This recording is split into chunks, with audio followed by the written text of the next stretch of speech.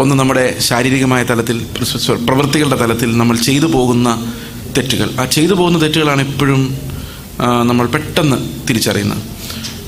ചെയ്തു പോയല്ലോ, ദേഷ്യപ്പെട്ടു പോയല്ലോ, പറയരുതാത്തൊരു വാക്ക് പറഞ്ഞു പോയല്ലോ. അപ്പോൾ എന്തെങ്കിലും ഒരു പ്രസിപ്പിറ്റേഷൻ, അതായത് നമ്മുടെ ഉള്ളിലുള്ള ആ വികാരങ്ങൾ പ്രകടിപ്പിക്കപ്പെട്ട് കഴിയുമ്പോഴാണ് നമ്മൾ പാപിയായിപ്പോയല്ലോ, പാപം ചെയ്തു പോയല്ലോ തിരിച്ചറിയുന്നത്. മിക്കവാറും പാവബോധമെല്ലാം അത്രയും തലത്തിലേ വർക്ക് ചെയ്യാറുള്ളൂ ഇന്ന് സാധാരണഗതിയിൽ. കാരണം ചെയ്തു പോയില്ലെങ്കിൽ നമ്മൾ കുഴപ്പമില്ലാത്തവർ എന്നൊക്കെയാണ് നമ്മൾ ചിന്തിക്കുന്നത്. പ്രവൃത്തികളുടെ തലത്തിൽ ഉള്ള പാപം എന്ന് പറയുന്നത് വളരെ സാധാരണമാണ്. നമുക്ക് അതിൽ നിന്ന് രക്ഷപ്പെടാനാണ് ഏറ്റവും കൂടുതൽ തിടുക്കമുള്ളത്. കാരണം നമ്മൾ പിടിക്കപ്പെടരുതെന്ന് നമുക്കറിയാം. നമ്മുടെ ആളുകൾ പിടിക്കുന്നത് എപ്പോഴും നമ്മുടെ പ്രവൃത്തികളാലാണ്. ദൈവത്തിൻ്റെ കൃപയാൽ ചിന്തകൾ ആരും കാണുന്നില്ലാത്തതുകൊണ്ട് അത് വെച്ച് ആരും നമ്മളെ പിടിക്കുന്നില്ല. We can survive in this world. നമ്മുടെ അകത്ത് എന്തുള്ളവരാണെങ്കിലും സർവൈവ് ചെയ്യാം. പക്ഷെ പുറത്ത് പ്രവൃത്തികൾ മോശമായാൽ സർവൈവ് ചെയ്യാൻ പറ്റില്ല. നമ്മുടെ എക്സിസ്റ്റൻസിൻ്റെ ഭാഗമാണ് സമൂഹത്തിൽ നമ്മുടെ പ്രവൃത്തികൾ നന്നായിരിക്കണം എന്നുള്ളത്. നമ്മുടെ പ്രവൃത്തികൾ മോശമായാൽ ആരും നമ്മളെ ബഹുമാനിക്കില്ലെന്ന് നമുക്കറിയാം. We will be outcasts. എവിടെയായാലും, ലോകത്തിൽ എവിടെയായാലും we will become outcasts very fast. അപ്പോൾ ഈ ഒരു തലത്തിലുള്ള പാപം വളരെ നമ്മൾ സെൻസിറ്റീവാണ്. നമുക്കത് തിരിച്ചറിയാൻ സാധിക്കും. അതിൽ നിന്ന് രക്ഷപ്പെടണമെന്ന് നമ്മൾ ആഗ്രഹിക്കും. പാപം എന്ന് പറയുമ്പോൾ പെട്ടെന്ന് നമുക്ക് അതൊക്കെ ഓർമ്മ വരുന്നത്. പക്ഷേ ദൈവം എപ്പോഴും നോക്കും നമ്മുടെ ഹൃദയത്തിലെ അന്തർഭാഗത്തിലുള്ള പാപമാണ്. അത് കുറച്ചുകൂടെ ഡീപ്പാണ്. നമുക്ക് പോലും ചില സമയത്ത് കാണാൻ പറ്റാത്ത തലത്തിൽ അതുണ്ട്. ഇപ്പോൾ എനിക്കൊരു ധനമോഹം ഇല്ല എന്ന് ഞാൻ പറഞ്ഞാലും ചിലപ്പം വലിയൊരു ഓഫർ വരുമ്പോൾ എനിക്കറിയാൻ വയ്യ. അങ്ങനെ പരീക്ഷിക്കപ്പെട്ടിട്ടില്ല. ഞാൻ പറഞ്ഞ നിൽക്കുന്നെന്ന് തോന്നുന്നവൻ. അപ്പോൾ എവിടെയെല്ലാം നമ്മുടെ അകത്ത് എന്തുണ്ടെന്ന് നമുക്ക് തന്നെ അറിയില്ല.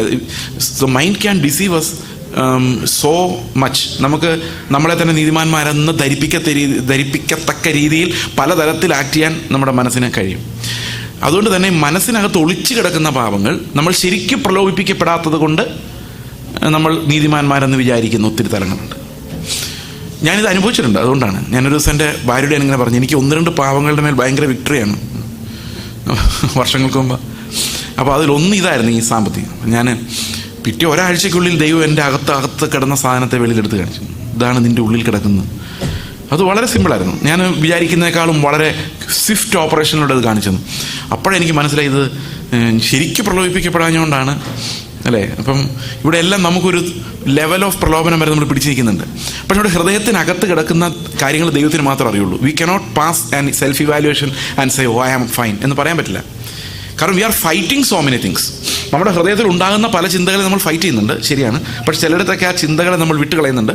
അത് പാപമായി വളർന്ന് പിന്നീട് ഒരിക്കലത് ഒരു ആക്ച്വൽ പ്രവൃത്തിയുടെ ഫോമിലേക്ക്. ചിലപ്പോൾ മനുഷ്യർ പറയും, വീണു പോയതാ ബ്രദറെ. അങ്ങനെ വീണു പോകുന്നതല്ല. വർഷങ്ങളായി ജയമെടുക്കാതിരിക്കുന്ന പാപങ്ങളുടെ ഫലമാണ് അതിൻ്റെ പ്രസിപ്പിറ്റേഷൻ എന്ന് പറയുന്നത്. No sin happens all of a sudden.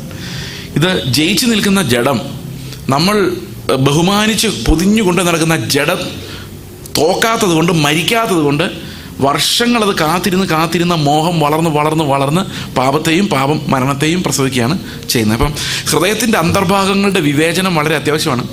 ആ വിവേചനം നമുക്ക് കർത്താവിൻ്റെ മുമ്പിൽ ശുദ്ധമായ ഒരു മനസാക്ഷി ഉണ്ടെങ്കിൽ നമുക്കത് സംഘടിപ്പിക്കാൻ, നമുക്കത് മനസ്സിലാക്കാൻ കഴിയും, സെൻസ് ചെയ്യാൻ കഴിയും. We need our conscience to be pure before the Lord. നമ്മൾ ദൈവത്തിന് മുമ്പിൽ അഭിനയിക്കാതിരിക്കുക എന്ന് പറയുന്നതിന് ഏറ്റവും പ്രധാനപ്പെട്ട കാര്യം. ദൈവത്തിന് മുമ്പിൽ അഭിനയിക്കാതിരിക്കുക, to be honest before God. അത് വളരെ പ്രധാനപ്പെട്ട ഒരു വെർച്യുവാണ്. കർത്താവിൻ്റെ അടുത്ത് നമ്മുടെ ഒരു പ്രിറ്റൻഷനും ആവശ്യമില്ല. നമ്മൾ എങ്ങനെയുള്ളതാണെന്ന് നമ്മൾ പറയാതെ തന്നെ ദൈവത്തിന് അറിയാം. അപ്പോൾ റോമാലേഖനം 1-ാം അധ്യായത്തിൻ്റെ 28 മുതൽ 31 വരെ വായിക്കുമ്പോൾ നമ്മൾ മനസ്സിലാക്കുന്ന ഒരു പ്രധാനപ്പെട്ട കാര്യം, ഈ പാപങ്ങളെല്ലാം ഉണ്ടാകാൻ കാരണം ദൈവത്തിന് മഹത്വം കൊടുക്കാത്തത് കൊണ്ടും ദൈവത്തെ പരിജ്ഞാനത്തിൽ ധരിപ്പാൻ ഇഷ്ടമില്ലാതെ പോയതുകൊണ്ടും. 2 കാരണങ്ങളോടെ പറഞ്ഞേക്കുന്നത്. നിങ്ങൾ വിചാരിച്ചാണ് 2 കാരണമെന്ന് ഞാൻ അന്ന് തുടക്കത്തിൽ പറഞ്ഞെങ്കിൽ ഒരു കാര്യം എക്സ്പ്ലെയിൻ ചെയ്തു പോയുള്ളൂ. രണ്ടാമത്തെ കാര്യം എക്സ്പ്ലെയിൻ ചെയ്തില്ല. അത് എന്താ ചെയ്യാത്തതെന്ന് ചോദിച്ചു കഴിഞ്ഞാൽ, ഈ ഫൗണ്ടേഷൻസ്, അതായത് മനസ്സിലാക്കിയ ശേഷമേ പരിജ്ഞാനം എന്താണെന്ന് പറയാൻ എനിക്ക് കഴിയുള്ളൂ. അത് നാളെ കൊണ്ട് കഴിയുമെന്ന് എനിക്കറിയാൻ വയ്യ. അതുകൊണ്ടാണ് ആ ഒരു ഭാഗം ക്രിസ്തുവിനെ പരിജ്ഞാനത്തിൽ ധരിക്കുന്ന ആ വിഷയത്തെക്കുറിച്ച് പറയാതിരുന്നത്. നമുക്ക് ആർക്കും, ഒരു പക്ഷേ നിങ്ങൾക്ക് ഇന്നലെ സംസാരിച്ചതിൽ അത് മനസ്സിലായി കാണുമായിരിക്കാം. Many a times we don't want Christ to be our substitute. അതായത് യേശു എനിക്ക് പകരം നിൽക്കണമെന്ന് ഞാൻ ആഗ്രഹിക്കുന്നില്ല. അതിൻ്റെ കാരണം എന്താ വെച്ച് കഴിഞ്ഞാൽ, എനിക്ക് ഒത്തിരി പ്ലാനുകളുണ്ട്. എൻ്റെ പ്ലാനുകളെല്ലാം യേശു എനിക്ക് പകരം നിന്നാൽ തകർന്നേക്കാം. എൻ്റെ ചെറിയ ജയങ്ങൾ അസാധ്യമായേക്കാം. എനിക്ക് ചിലപ്പോൾ ഒരു പക്ഷേ ക്രൂശ് ചുമക്കേണ്ടി വന്നേക്കാം, വേദന ഉണ്ടായേക്കാം.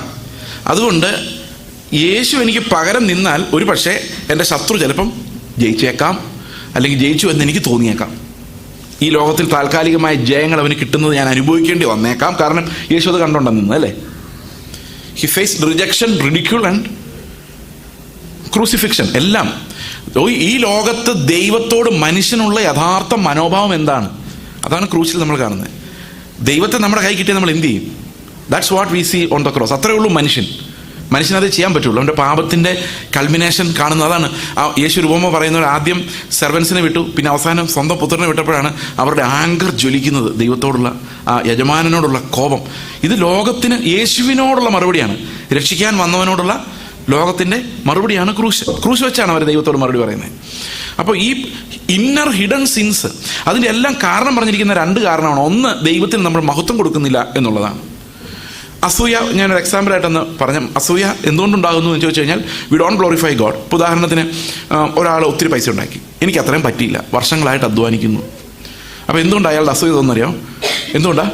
അവനുണ്ടാക്കിയ പൈസയ്ക്ക് എന്തോ മഹത്വം, ഈ ലോകത്ത് നശിച്ചു പോകുന്ന എന്തോ സാധനത്തിന് എന്തോ ഒരു മഹത്വം ഞാൻ കൊടുത്തതുകൊണ്ടാണ് എനിക്ക് എൻവി ഉണ്ടാകുന്നത്. എല്ലാ പാപങ്ങളുടെയും root it connects with not worshipping the Lord, not giving glory to him. അവിടെയാണ് അത് കണക്റ്റ് ആയിരിക്കുന്നത്. അപ്പോൾ അതിൽ നമ്മൾ പഠിക്കേണ്ട ഒരു പാഠം, പാപത്തിൻ്റെ ശക്തി നമ്മുടെ ഹൃദയങ്ങളിൽ തകരണമെങ്കിൽ നമ്മൾ ദൈവത്തിന് എല്ലാറ്റിനും മഹത്വം കൊടുക്കുന്നവരായി മാറണം എന്നുള്ളത്. നമ്മളൊരാൾ നിന്ദിച്ച് സംസാരിക്കുമ്പോൾ എന്ത് ശ്രമിച്ചാലും നമുക്ക് അവനോട് സ്നേഹം ഉണ്ടാവില്ല. ഒരു എക്സാമ്പിൾ ഞാൻ പറഞ്ഞാൽ, എൻ്റെ വൈഫ്, ഞാൻ ഓങ്കോളിൽ ഞങ്ങൾ ശുശ്രൂഷയിലായിരിക്കുമ്പം ഒരു സ്ത്രീ വന്ന് എൻ്റെ ഭാര്യയുടെ കരണക്കുറ്റി നോക്കി 3 അടി അടിച്ചു. ടപ്പ് ടപ്പ് ടപ്പ് പടപടപടാന്ന് കേട്ടു. 1 സെക്കൻഡ് എടുത്തുള്ളൂ, 3 അടി. ഞാനൊരു 50 മീറ്റർ ദൂരെ നിന്ന് ഇങ്ങനെ നോക്കിക്കൊണ്ടിരിക്കുകയാണ്. എനിക്ക് ഭയങ്കര സന്തോഷം തോന്നി. കാര്യം വെയിറ്റ് മുഴുവൻ പറയാം. തിരിച്ച് പ്രതികരിച്ചില്ല, അതുകൊണ്ടാണ്. നിങ്ങൾ വിചാരിക്കരുത് അതും കൂടെ കേട്ടിട്ട് നിങ്ങൾ, അതായത് അടി കൊണ്ടപ്പോൾ തിരിച്ച് പ്രതികരിച്ചില്ല. അപ്പം ഞാൻ വിചാരിച്ചു കൊള്ളാമല്ലോ ഇത്, കാരണം ഞാനാണെങ്കിൽ ഒന്ന് ഉന്തി മാറ്റുമെങ്കിലും ചെയ്തേനെ, എന്തായി കാണിക്കുന്നെങ്കിലും ചോദിച്ചേനെ. She just stood there and received them. ഇത് ഭയങ്കരമായി പോയല്ലോ. ഒരു ഇൻസ്റ്റിങ്ക്റ്റീവ് റിയാക്ഷൻ, ഒരു മനുഷ്യനെ രക്ഷപ്പെടാനുള്ള ഒരു സർവൈവൽ ഇൻസ്റ്റിങ്ക്റ്റ് പോലും കാണിച്ചില്ലല്ലോ എന്ന് ഞാൻ വിചാരിച്ചു. ഭയങ്കര സന്തോഷം. ഞാൻ വീടിന് ചുറ്റും നടന്ന് കർത്താവിന് സ്വന്തം, കർത്താവേ എൻ്റെ ഭാര്യയ്ക്ക് ഇങ്ങനെ ഒരു കൃപ നീ കൊടുത്താലും ഞാൻ അറിഞ്ഞില്ല, ഇപ്പോഴാണ് അറിയുന്നത്. She did that so beautifully. കുറേ കഴിഞ്ഞപ്പോൾ കർത്താവിനോട് പറയാണ്, നിന്റെ ഈ സ്തോത്രത്തിലോ നിന്റെ ഭാര്യ അടി കൊണ്ടതിൽ എനിക്ക് യാതൊരു പ്രസാദവുമില്ല. അതെന്താ കർത്താവ്? ഒരു കാരണം തടിച്ചാൽ മറ്റേ കാരണം കാണിച്ചു കൊടുക്കണം. പിന്നെ അടിച്ചു, പിന്നെയും കാണിച്ചു കൊടുത്തു, 3 പ്രാവശ്യം. കർത്താവ് പറഞ്ഞു, ഞാൻ നിന്റെ പ്രവൃത്തി നോക്കിയതേയില്ല. നിന്റെ ഹൃദയത്തിലും നിന്റെ ഭാര്യയുടെ ഹൃദയത്തിലും ഈ അടിച്ച സ്ത്രീയോട് വൈരാഗ്യമാണ്, അത് മാത്രമേ ഞാൻ കാണുന്നുള്ളൂ. പിന്നെ എങ്ങനെ പ്രസാദം ഉണ്ടാവും? അപ്പം ഞാനും ഭാര്യയും കൂടെ തീരുമാനിക്കണം നമുക്ക് ഇത്. അപ്പം ഞാൻ തിരിച്ച് ഭാര്യ എടുത്ത് വന്നപ്പം പുള്ളിക്കാരി പറയാം, എന്നെ അടിക്കുന്നത് നോക്കിക്കൊണ്ട് നിൽക്കുമായിരുന്നല്ലേ എന്ന്. അപ്പം സത്യം പറഞ്ഞാൽ ദൈവം പറഞ്ഞത് തന്നെ ശരി, നമ്മൾ ആള് ശരിയല്ല, പക്ഷെ നമ്മൾ ശരിയായതുപോലെ ചില സമയത്ത് തോന്നുമോ, ശരിയായതുപോലെ ചില സാഹചര്യങ്ങൾ നമ്മളങ്ങ് തോന്നും. അപ്പം ഞങ്ങൾ തീരുമാനിക്കുകയാണ്, ഇത് നമുക്ക് സ്നേഹിക്കാനാണ് കർത്താവ് പറഞ്ഞേക്കുന്നത്. സ്നേഹം എന്തായിട്ടും ഉണ്ടാകുന്നില്ല. അപ്പം നമുക്ക് സ്നേഹം ഉണ്ടാകാൻ എന്താ ചെയ്യണ്ടേ? എന്നിട്ട് ഞങ്ങളിങ്ങനെ ചിന്തിക്കുകയാണ്, കർത്താവേ, അവരറിവില്ലാത്തതുകൊണ്ടല്ലേ, രക്ഷിക്കപ്പെടാത്തതല്ലേ, വീണ്ടും ജനിക്കാത്ത ഒരാൾക്ക് ഇങ്ങനെയൊക്കെയല്ലേ പെരുമാറാൻ പറ്റുള്ളൂ, അതുകൊണ്ടായിരിക്കും കർത്താവെ ക്ഷമിക്കാനുള്ള കൃപ തരണം എന്നൊക്കെ പറഞ്ഞ് സമാധാനമായി. ഒരു വിധത്തിലൊരു ആശ്വാസം. സ്നേഹമൊന്നും ഉണ്ടായിട്ടില്ല, പക്ഷെ ഒരു ടോളറൻസ്, അങ്ങ് അഡ്ജസ്റ്റഡായി. കുറേ കഴിഞ്ഞപ്പം പോലീസ് സ്റ്റേഷനിൽ നിന്നൊരു വിളി. പോലീസ് സ്റ്റേഷൻ വരെ വരണമല്ലോ. ഞങ്ങൾ നേരെ പോലീസ് സ്റ്റേഷനിൽ ചെന്നപ്പം ഈ സ്ത്രീ അവിടെ പരാതി കൊടുത്തിരിക്കുകയാണ്, ഞങ്ങൾ അവരെ തല്ലിയെന്ന്. അത്രയും രാത്രി മുഴുവൻ പ്രാർത്ഥിച്ചുണ്ടാക്കിയ സ്നേഹം ഒരു നിമിഷം കൊണ്ട് ഇവാപ്പറേറ്റ് ചെയ്തു. അപ്പം നമ്മൾ സ്നേഹിക്കുന്നതനുസരിച്ച് ദൈവം എന്ത് ചെയ്യുക? ഇതിൻ്റെ ബാരിയർ ഉയർത്തിക്കൊണ്ടിരിക്കുക. ഞങ്ങൾ എടുത്തു വളർന്നൊരു കൊച്ചിനെ എൻ്റെ ആണെന്ന് പറഞ്ഞ് തട്ടിക്കൊണ്ടുപോകാൻ വന്നതാണ് അവർ. ബലമായിട്ട് കൊച്ചിനെടുത്തപ്പോൾ കൊച്ചു കരഞ്ഞു. അതായിരുന്നു പ്രൊവക്കേഷൻ. അതുകൊണ്ടാണ് തല്ല് കൊടുത്തത്. കുറേ ഗുണ്ടകളായിട്ട് പിന്നെ വന്നു. ക്ഷമിച്ച് വരുമ്പോൾ അടുത്ത പടിയിലോട്ട് വരും. അവസാനം പത്രക്കാരെ വിളിച്ചുകൊണ്ട് വന്നു. കേരളത്തിൽ നിന്ന് ഒരു കുടുംബം വന്നിട്ടുണ്ട്. അവർ പിള്ളേരെ എടുത്തുകൊണ്ട് പോയി അവയവങ്ങൾ കച്ചവടം ചെയ്യുന്ന ഒരു കുടുംബം ഉണ്ടെന്ന് പറഞ്ഞ് പത്രക്കാരെ വിളിച്ചുകൊണ്ട് വന്നു. സ്നേഹിക്കാൻ പറ്റുമോ ഇല്ലയോ? അവസാനം പോലീസുകാർ കണ്ടുപിടിച്ചു ഒരു പ്രോസ്റ്റിറ്റ്യൂഷൻ റാക്കറ്റിൻ്റെ ഭാഗമാണ്. അതാണ് ഈ ഗുണ്ടകളെല്ലാം. പോലീസ് ഇത് കണ്ടുപിടിച്ചപ്പോഴേക്കും ഇത്തിരിയെങ്കിലും സ്നേഹം അവരോട് ഉണ്ടാവുമോ? നിങ്ങൾ പറ, ഉണ്ടാവുമോ? കർത്താവ് പറയാ, ഞാൻ എങ്ങനെയുള്ളവന്മാരെയൊക്കെ സ്നേഹിച്ചു നീ ഒന്ന് നോക്കിക്കേ. അതിൽ ഒന്നാമത്തെ പ്രതി നീ തന്നെ ആയിരുന്നില്ലേ? നിന്നെ എനിക്ക് സ്നേഹിക്കാമെങ്കിൽ നിനക്ക് ആരെ സ്നേഹിക്കാം? സ്നേഹിക്കാത്തിടത്തോളം കാലം എനിക്ക് നിന്നോടൊരു പ്രസാദവുമില്ല. ഇതാണ് നമ്മുടെ ബലഹീനത. Impossibility to please the Lord. നമ്മൾ പലപ്പോഴും വിചാരിക്കുക ഇന്നത് ചെയ്തപ്പോൾ ദൈവം അങ്ങ് തൃപ്തിപ്പെട്ട് കാണും. കഴിഞ്ഞ ആഴ്ച ഞാൻ ഇങ്ങനെ ചെയ്തായിരുന്നു, ചർച്ചിൽ സാക്ഷ്യം പറഞ്ഞ ദൈവത്തിന് ഇഷ്ടപ്പെട്ട് കാണും, നല്ല സാക്ഷ്യമായിരുന്നു. ഈ ഒരു സാക്ഷ്യം പറഞ്ഞുകൊണ്ടിരുന്നപ്പോൾ കർത്താവ് വന്നായിരുന്നെങ്കിൽ ഞാൻ പോയേനെ. ചുമ്മാ തോന്നുന്ന. We can do nothing to merit heaven. കാരണം ദൈവത്തിൻ്റെ തൃക്കണ്ണിലൂടെ നോക്കുമ്പോൾ സ്വർഗം പോലും നിർമ്മലമല്ലാത്ത ആ തൃക്കണ്ണിലൂടെ ഒരു പ്രവൃത്തിയും ദൈവത്തിന് തൃപ്തികരമാകുന്ന രീതിയിൽ ചെയ്യാൻ നമുക്ക് കഴിഞ്ഞിട്ടില്ല. അതിൻ്റെ കാരണമാണ് റോമാലേഖനം 7-ാം അധ്യായത്തിൽ പറയുന്നത് ശരീരം കൊണ്ട് എന്നെക്കൊണ്ട് സാധിക്കുന്നില്ല. അതായത് ബുദ്ധിയിൽ ഞാൻ ദൈവത്തിൻ്റെ ന്യായപ്രമാണത്തിൽ രസിക്കുന്നുണ്ടെങ്കിലും my body is so weak that I cannot do even one thing that would please my God. എൻ്റെ ദൈവത്തെ പ്രസാദിപ്പിക്കുന്ന ഒരൊറ്റ കാര്യം പോലും ചെയ്യാൻ കഴിയാത്ത രീതിയിൽ എൻ്റെ ശരീരം ബലഹീനമാണ്. അതിനകത്ത് സ്നേഹം ഉണ്ടാകുന്നില്ല, ആ ഹോർമോണുകൾ ഇല്ല. ഞാൻ എത്ര ശ്രമിച്ചാലും ആ ഒരു ക്യാരക്ടർ ഉണ്ടാകുന്നില്ല. ഞാൻ ഉണ്ടായപ്പോൾ എൻ്റെ ജനറ്റിക് കോഡ് എഗ്രി ചെയ്യുന്നില്ല എൻ്റെ ശത്രുവിനോട് ക്ഷമിക്കണമെന്ന്. കാരണം പാപികളായ എല്ലാവരും രക്ഷപ്പെട്ടു പോകാനുള്ളൊരു ഇൻസ്റ്റിങ്ക്റ്റോടുകൂടിയാണ് ജനിക്കുന്നത് അല്ലേ? സർവൈവൽ ഓഫ് ദ ഫിറ്റസ്റ്റ് എന്ന് പരിണാമക്കാർ പറയുന്നതാ. നമുക്ക് എങ്ങനെയെങ്കിലും ഫിറ്റ് ആകണം, ഈ സമൂഹത്തിൽ മറ്റുള്ളവരുടെ തോപ്പിച്ച് ജമൂളി കാരണം. ഈ ഒരു ഇൻസ്റ്റിങ്ക്റ്റോട് നമ്മൾ ജനിക്കുന്നത് തന്നെ വളർന്നു വരുന്തോറും അത് വളർന്നു വരുന്നത്. നമുക്ക് ഈ ശരീരത്തിൻ്റെ ഇൻസ്റ്റിങ്ക്റ്റുകളെ തോപ്പിക്കാനുള്ള ശക്തിയില്ല. So we cannot please God with our പ്രവൃത്തികൾ. കാരണം അതിൻ്റെ കാരണം എന്ന് വെച്ച് കഴിഞ്ഞാൽ എവറി പ്രവൃത്തി is contaminated by our selfishness. നമ്മുടെ എല്ലാ പ്രവൃത്തികളെയും വിഷം കലർത്തിയിട്ടുണ്ട്. നിങ്ങൾ ഒരു നല്ല ഗ്ലാസ് പായസം എടുത്തിട്ട് അല്ലെ പാലെടുത്തിട്ട് ഒരു തുള്ളി വിഷം, സെൽഫിൻ്റെ വിഷം നമുക്ക് അതുകൊണ്ട് ഒരു പ്രയോജനവുമില്ല. കാരണം എത്ര നല്ല പാലായാലും ഒരു പ്രയോജനമില്ല. ഇതുപോലെയാണ് നമ്മൾ ദൈവത്തിന് മുമ്പിൽ അർപ്പിക്കുന്ന എല്ലാം കണ്ടാമിനേറ്റഡ് ബൈ ഫ്ലഷ്. ഞാനൊരു ചർച്ച ചെന്നപ്പം ഞാനിങ്ങനെ പറഞ്ഞു, ചർച്ചിലൊരു ജനൽ വെക്കാൻ പൈസ കൊടുത്തിട്ട് അത് ഞാനാ കൊടുത്തതെന്ന് 4 ആൾ അറിഞ്ഞില്ലെങ്കിൽ സങ്കടപ്പെടുന്ന ആൾക്കാരുണ്ട്. കേട്ടല്ലോ എല്ലാവരും? ചില ബൈബിൾ കോളേജിലോട്ടൊക്കെ ചെല്ലുമ്പോൾ കാണാം ഈ room donated by in memoriam of this mother. പിള്ളേരെ എവിടെ നിന്നാണ്ട് അമേരിക്കയിൽ നിന്ന് പൈസ വെച്ച് കൊടുത്തേക്കുന്നതാണ് ഈ റൂം പണിയാൻ. ജീവിതകാലം മുഴുവൻ ഏതായാലും നമ്മുടെ ആൾക്കാരെല്ലാം മരിക്കുമ്പോൾ സ്വർഗത്തിലോട്ട് പോകുന്നതുകൊണ്ട് ഭാഗ്യം, അല്ലെങ്കിൽ ജീവിതകാലം മുഴുവൻ റൂമിൽ ആരെങ്കിലുമൊക്കെ കണ്ടേനെ. അവകാശമാണ്. അപ്പോൾ എന്ത് കൊടുത്താലും, ഞാനൊരു ചർച്ചിൽ ഇത് പ്രസംഗിച്ചപ്പോൾ ഈ ജനൽ ഒരു ഫാൻ മേടിച്ചൊരു ചർച്ചിൽ ഇടാൻ ഒരാൾ പൈസ കൊടുത്താൽ അതിൻ്റെ ഗമ എത്ര തൂത്താലും പോകില്ല. ആ ഫാൻ കാണുമ്പോഴെല്ലാം ഓർക്കും ഞാൻ കൊടുത്ത ഫാൻ. ഒരു ക്ലോക്ക് കൊടുത്തു കഴിഞ്ഞാൽ ആ ക്ലോക്ക് മാറ്റി വേറൊരു ക്ലോക്ക് സഭക്കാർ വെച്ച ഓർക്കും എൻ്റെ ക്ലോക്കിന് എന്ത് പറ്റി ഇല്ലേ? നോക്കിയല്ല, നിങ്ങളാരും നോക്കത്തില്ല. ഇങ്ങനെയാണ് നമ്മൾ എന്ത് ചെയ്താലും അതിനകത്തൊരു സെൽഫിൻ്റെ ഒരു ഡ്രോപ്പ് വിഷം അതിനകത്ത് കലർന്നിട്ടുണ്ട്. ഞാനിത് പ്രസംഗിച്ച് കഴിഞ്ഞപ്പോൾ ഒരാൾ ഇന്ന് പാസ്റ്ററോട് ചോദിച്ചു, പാസ്റ്ററിനോട് പറഞ്ഞ് ഞാൻ ഫാൻ മേടിച്ചു തന്ന കാര്യമെല്ലാം പാസ്റ്റർ ഈ പുള്ളിയോട് പറഞ്ഞായിരുന്നു. He expected that. എനിവേ, ഇതുകൊണ്ട് ഒരു പ്രവൃത്തിയാലും നമുക്ക് ദൈവത്തെ പ്രസാദിപ്പിക്കാൻ സാധിക്കില്ല. അപ്പോൾ അത് ഇന്ന് നമ്മൾ പാടിയ പാട്ട് ഞാൻ അത്ഭുതപ്പെട്ടു പോയി. അതായത് ഞാൻ ഈ പാട്ടുകളൊക്കെ ആദ്യമായിട്ട് ഒരു പാട്ട് കേട്ടതായിരുന്നു, ബാക്കി പാട്ടുകൾ കേട്ടിട്ടില്ല. പക്ഷേ എനിക്കത് കേട്ട് തുടങ്ങിയപ്പോഴേ മനസ്സിലായി ഇത് അടുത്ത കാലത്തെങ്ങും എഴുതിയതല്ല. അതിനകത്ത് ആ ഒരു പാട്ട്, നിന്റെ ആജ്ഞയെ ആദരിക്കാതിരുന്ന നീ, അതങ്ങനെ പാടാനെന്ന് എനിക്കറിയില്ല. എന്നോട് എൻ്റെ ടീച്ചേഴ്സ് ബൈബിൾ കോളേജിൽ പഠിച്ചപ്പോൾ പറഞ്ഞു, നീ എത്ര വേണമെങ്കിലും പ്രസംഗിച്ചോ, ദയവായിട്ട് പാടി ഞങ്ങൾ ഉപദ്രവിക്കരുതെന്ന്. അതുകൊണ്ട് ഞാൻ അതിന് മുതിരുന്നില്ല. ഓക്കെ. നിന്റെ ആജ്ഞകളെ അനാദരിച്ച എന്നെ നിന്റെ കൂടെ ഇരുത്താൻ നീ തീരുമാനിച്ചത് എത്ര വലിയ കൃപയാണ്. അപ്പം എന്നെ എടുത്ത് സ്വർഗത്തിലോട്ട് ഞാൻ പറയാം, കർത്താവ് എന്നെയോ നിന്നെ അനാദരിച്ച, നിന്റെ കൽപ്പനകളെ വെറും തുച്ഛമായി കണ്ട എന്നെയോ എന്നാണ് ഞാൻ ചോദിക്കുന്നത്. കാരണം it's so much of grace. അത്ര ഭയങ്കര ദൈവകൃപയാണ് നമ്മുടെ ദൈവത്തിൻ്റെ സന്നിധിയിൽ ഇരുത്തിയിരിക്കുന്നത്. So we are nothing. അതാണ് നമ്മൾ ആദ്യത്തെ ദിവസം കണ്ടത്. നമ്മളൊന്നുമല്ലാത്തത് കൊണ്ട്, നമുക്കൊരു നന്മയും ചെയ്യാൻ പറ്റാത്തതുകൊണ്ട്, നമുക്കൊരു കൽപ്പനയും അനുസരിക്കാൻ നമ്മുടെ ശരീരത്തിന് കഴിയാത്തത് കൊണ്ട് ദൈവം കൽപ്പന അനുസരിക്കാവുന്ന ഒരു ശരീരത്തെ നമുക്ക് പകരം വെച്ചു. ഒരു പകരക്കാരനെ നമുക്ക് വേണ്ടി ഒരുക്കി. അവനിലൂടെ നമ്മുടെ രക്ഷ പൂർത്തിയാക്കി. അത് 2 കാര്യങ്ങളാണ് ആ ശരീരത്തിലൂടെ നടന്നത്. ഒന്ന്, യേശുവിൻ്റെ ശരീരത്തിൽ നമ്മുടെ പാപങ്ങൾ വഹിക്കപ്പെട്ടു. മറ്റൊന്ന്, അവൻ നമുക്ക് നമ്മുടെ ജഡത്തിൻ്റെ ബലഹീനത നിമിത്തം സാധിക്കാതിരുന്ന നീതിയെ അവൻ നമുക്കായിട്ട് സാധിച്ചു. 2 കാര്യങ്ങൾ.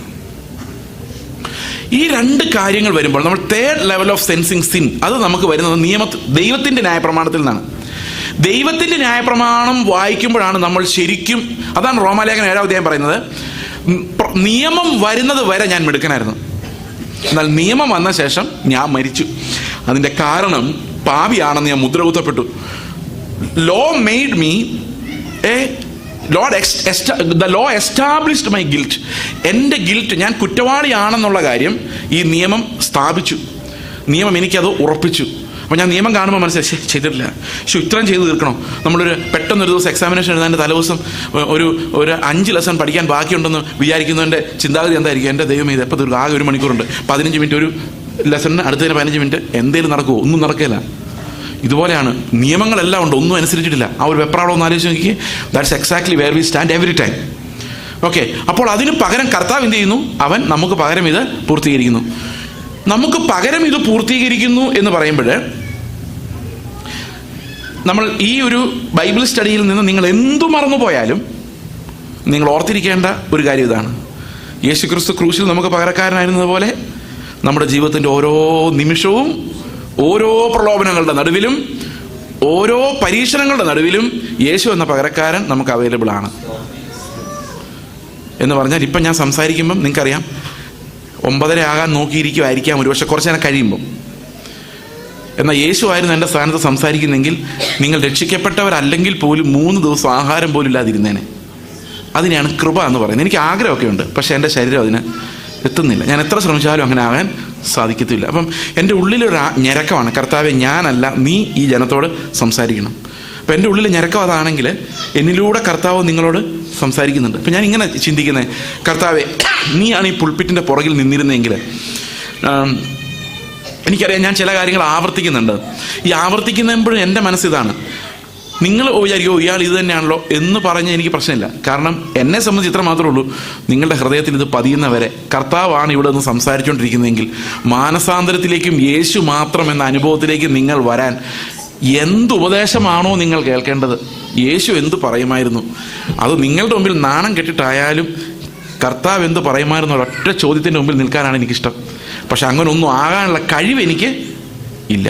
അത് കർത്താവ് തന്നെ ഈ ദുർബലമായ ബലഹീനമായ വാക്കുകളിലൂടെ ദൈവം തന്നെ അത് നിർവഹിക്കണമേ എന്നുള്ള പ്രാർത്ഥനയോടെയാണ് ഞാനിത് സംസാരിക്കുന്നത്. ഞാനിത് പറയാൻ കാരണം, A substitute is available every time. നിങ്ങൾ നിങ്ങളുടെ ഭർത്താവിനോട് സംസാരിക്കുമ്പോൾ, ഭാര്യയോട് സംസാരിക്കുമ്പോൾ, മക്കളോട് സംസാരിക്കുമ്പോഴും നിങ്ങളായിരിക്കേണ്ട കാര്യമില്ല. യേശു നിങ്ങൾക്ക് പകരം സംസാരിക്കാൻ അവൻ അവൈലബിൾ ആണ്. He will talk for you in your place. അതാണ് പകരക്കാരൻ്റെ ശക്തി. ഏത് മനുഷ്യൻ്റെ മുമ്പിൽ നമുക്ക് പകരം നിൽക്കാൻ കർത്താവ് നമ്മുടെ എല്ലാ പരീക്ഷണങ്ങളിലൂടെയും പ്രലോഭനങ്ങളിലൂടെയും അവൻ കടന്നു പോയിട്ടുണ്ട്. അവിടെ ഒന്നും പാപം ചെയ്തിട്ടില്ല. So he's A perfect substitute.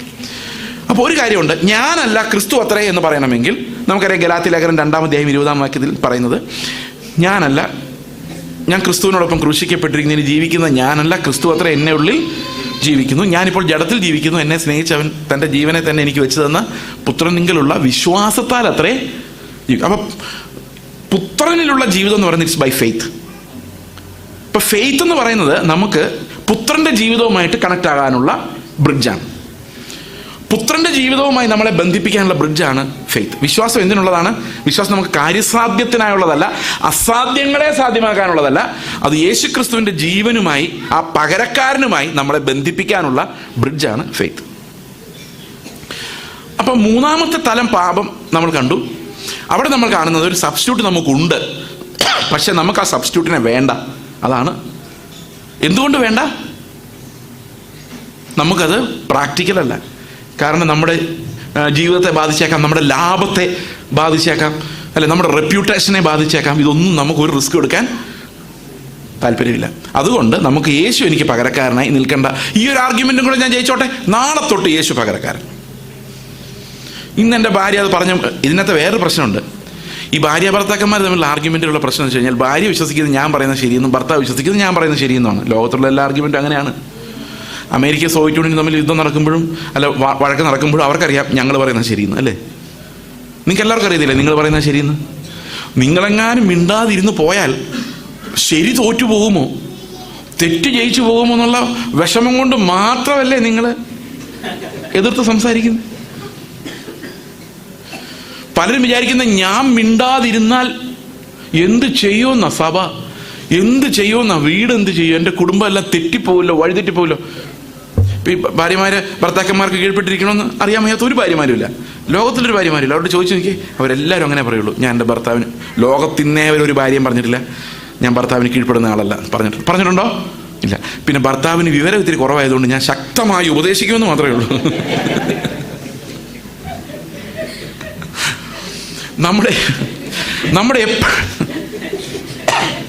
നമ്മുടെ എപ്പോഴത്തെയും പേടി എന്താണെന്ന് വെച്ച് കഴിഞ്ഞാൽ ഞാൻ മിണ്ടാതിരുന്നാൽ നീതി തോറ്റുപോകുന്ന. ഇല്ല, നിങ്ങൾ മിണ്ടാതിരുന്നാലേ നീതി ജയിക്കുള്ളൂ. അതാ യേശു തെളിയിച്ചത്. മിണ്ടാതിരുന്നപ്പോഴാണ് നീതി ജയിച്ചത്. ക്രൂശിൽ അവൻ എന്തെല്ലാം പറയാമായിരുന്നു. ഞാനാണ് നീതിമാൻ. നിങ്ങൾ എപ്പോൾ നിങ്ങളെ നീതീകരിക്കുന്നത് നിർത്തുവോ, നിങ്ങളുടെ പോയിന്റ് എസ്റ്റാബ്ലിഷ് ചെയ്ത് നിർത്തുവോ, അപ്പോഴേ നീതി ജയിക്കുള്ളൂ. അത് ദൈവം നോക്കിയുള്ളൂ. പണ്ട് ഓസ്വാൾഡ് ചാമ്പേഴ്സ് ഇങ്ങനെ പറഞ്ഞിട്ടുണ്ട്, എപ്പോഴും എന്നെ സ്വയം നീതീകരിക്കുന്ന എൻ്റെ പാപത്തിൽ നിന്ന് എന്നെ രക്ഷിക്കണമേ ദൈവമേ, നീ തന്നെ എന്നെ നീതീകരിക്കണം. അപ്പം എന്നെ നീതീകരിക്കാനുള്ള ചുമതല ഞാൻ ആർക്ക് കൊടുത്തിരിക്കുക? അപ്പം പിന്നെ നിങ്ങൾ നീതി വേണ്ടി ആർഗ്യേണ്ട കാര്യമില്ല. അവിടെ നിങ്ങൾക്ക് മരിക്കാം, പകരം ആര് ജീവിച്ചോളും? ഓക്കെ. അപ്പോൾ ഇവിടെ എല്ലാം നമുക്ക് സബ്സ്റ്റിറ്റ്യൂട്ട് ഉണ്ട്. പക്ഷെ നമുക്ക് പേടി ഇതെല്ലാം പരാജയപ്പെട്ടു പോകുമോ, തോറ്റു പോകുമോ, വിശ്വാസമില്ല. അത്രയൊരു ഫെയ്ത്ത് ഇല്ല. ആരിലില്ല? ഈ പകരക്കാരൻ ഇത് ഭംഗിയായി ചെയ്യും എന്നുള്ളൊരു ഫെയ്ത്ത് ഉണ്ടോ? ഉണ്ടാകട്ടെ, അല്ലേ? അപ്പൊ ഫെയ്ത്ത് എന്നാൽ എന്ത്? ഇതാണ് നമ്മൾ ഇന്നലെ കണ്ടത്. എന്ത് ഫെയ്ത്താണ് നമ്മളെ പകരക്കാരനുമായിട്ട് കണക്ട് ചെയ്യുന്നത്?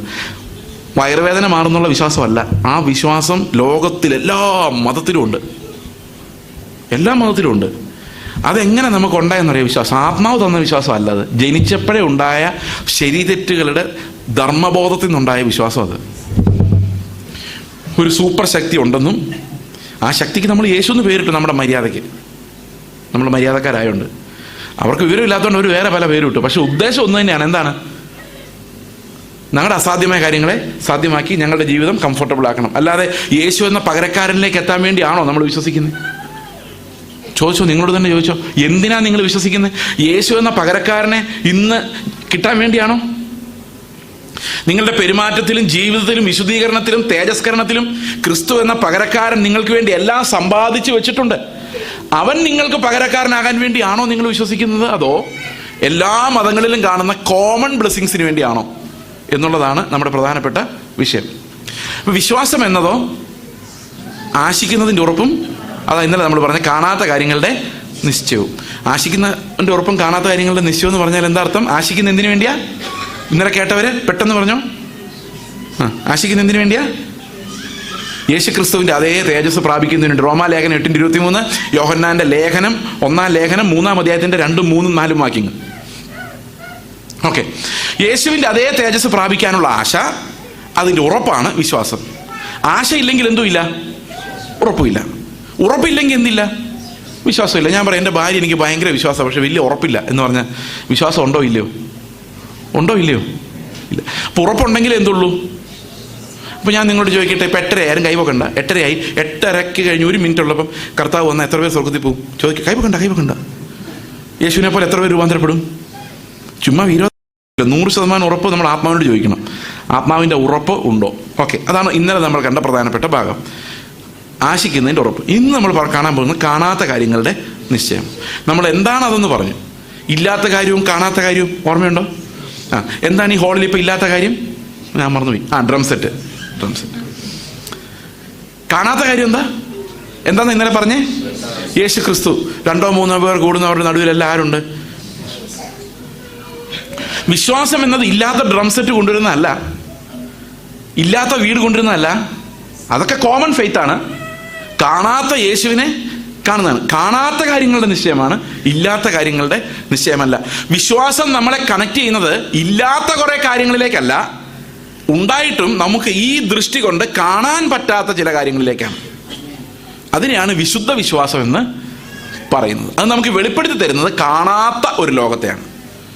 ആ ലോകത്തെ വെളിപ്പെടുത്തി തരുന്ന വിശ്വാസമാണ് ദൈവത്തിൻ്റെ ആത്മാവ് നമ്മുടെ ഉള്ളിൽ ഉളവാക്കുന്നത്.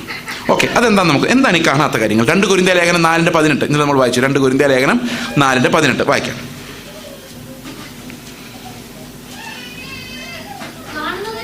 കാണുന്നതിനെയല്ല, കാണാത്തതിനെ അത്രേ ഞങ്ങൾ നോക്കിക്കൊണ്ടിരിക്കുന്നത്.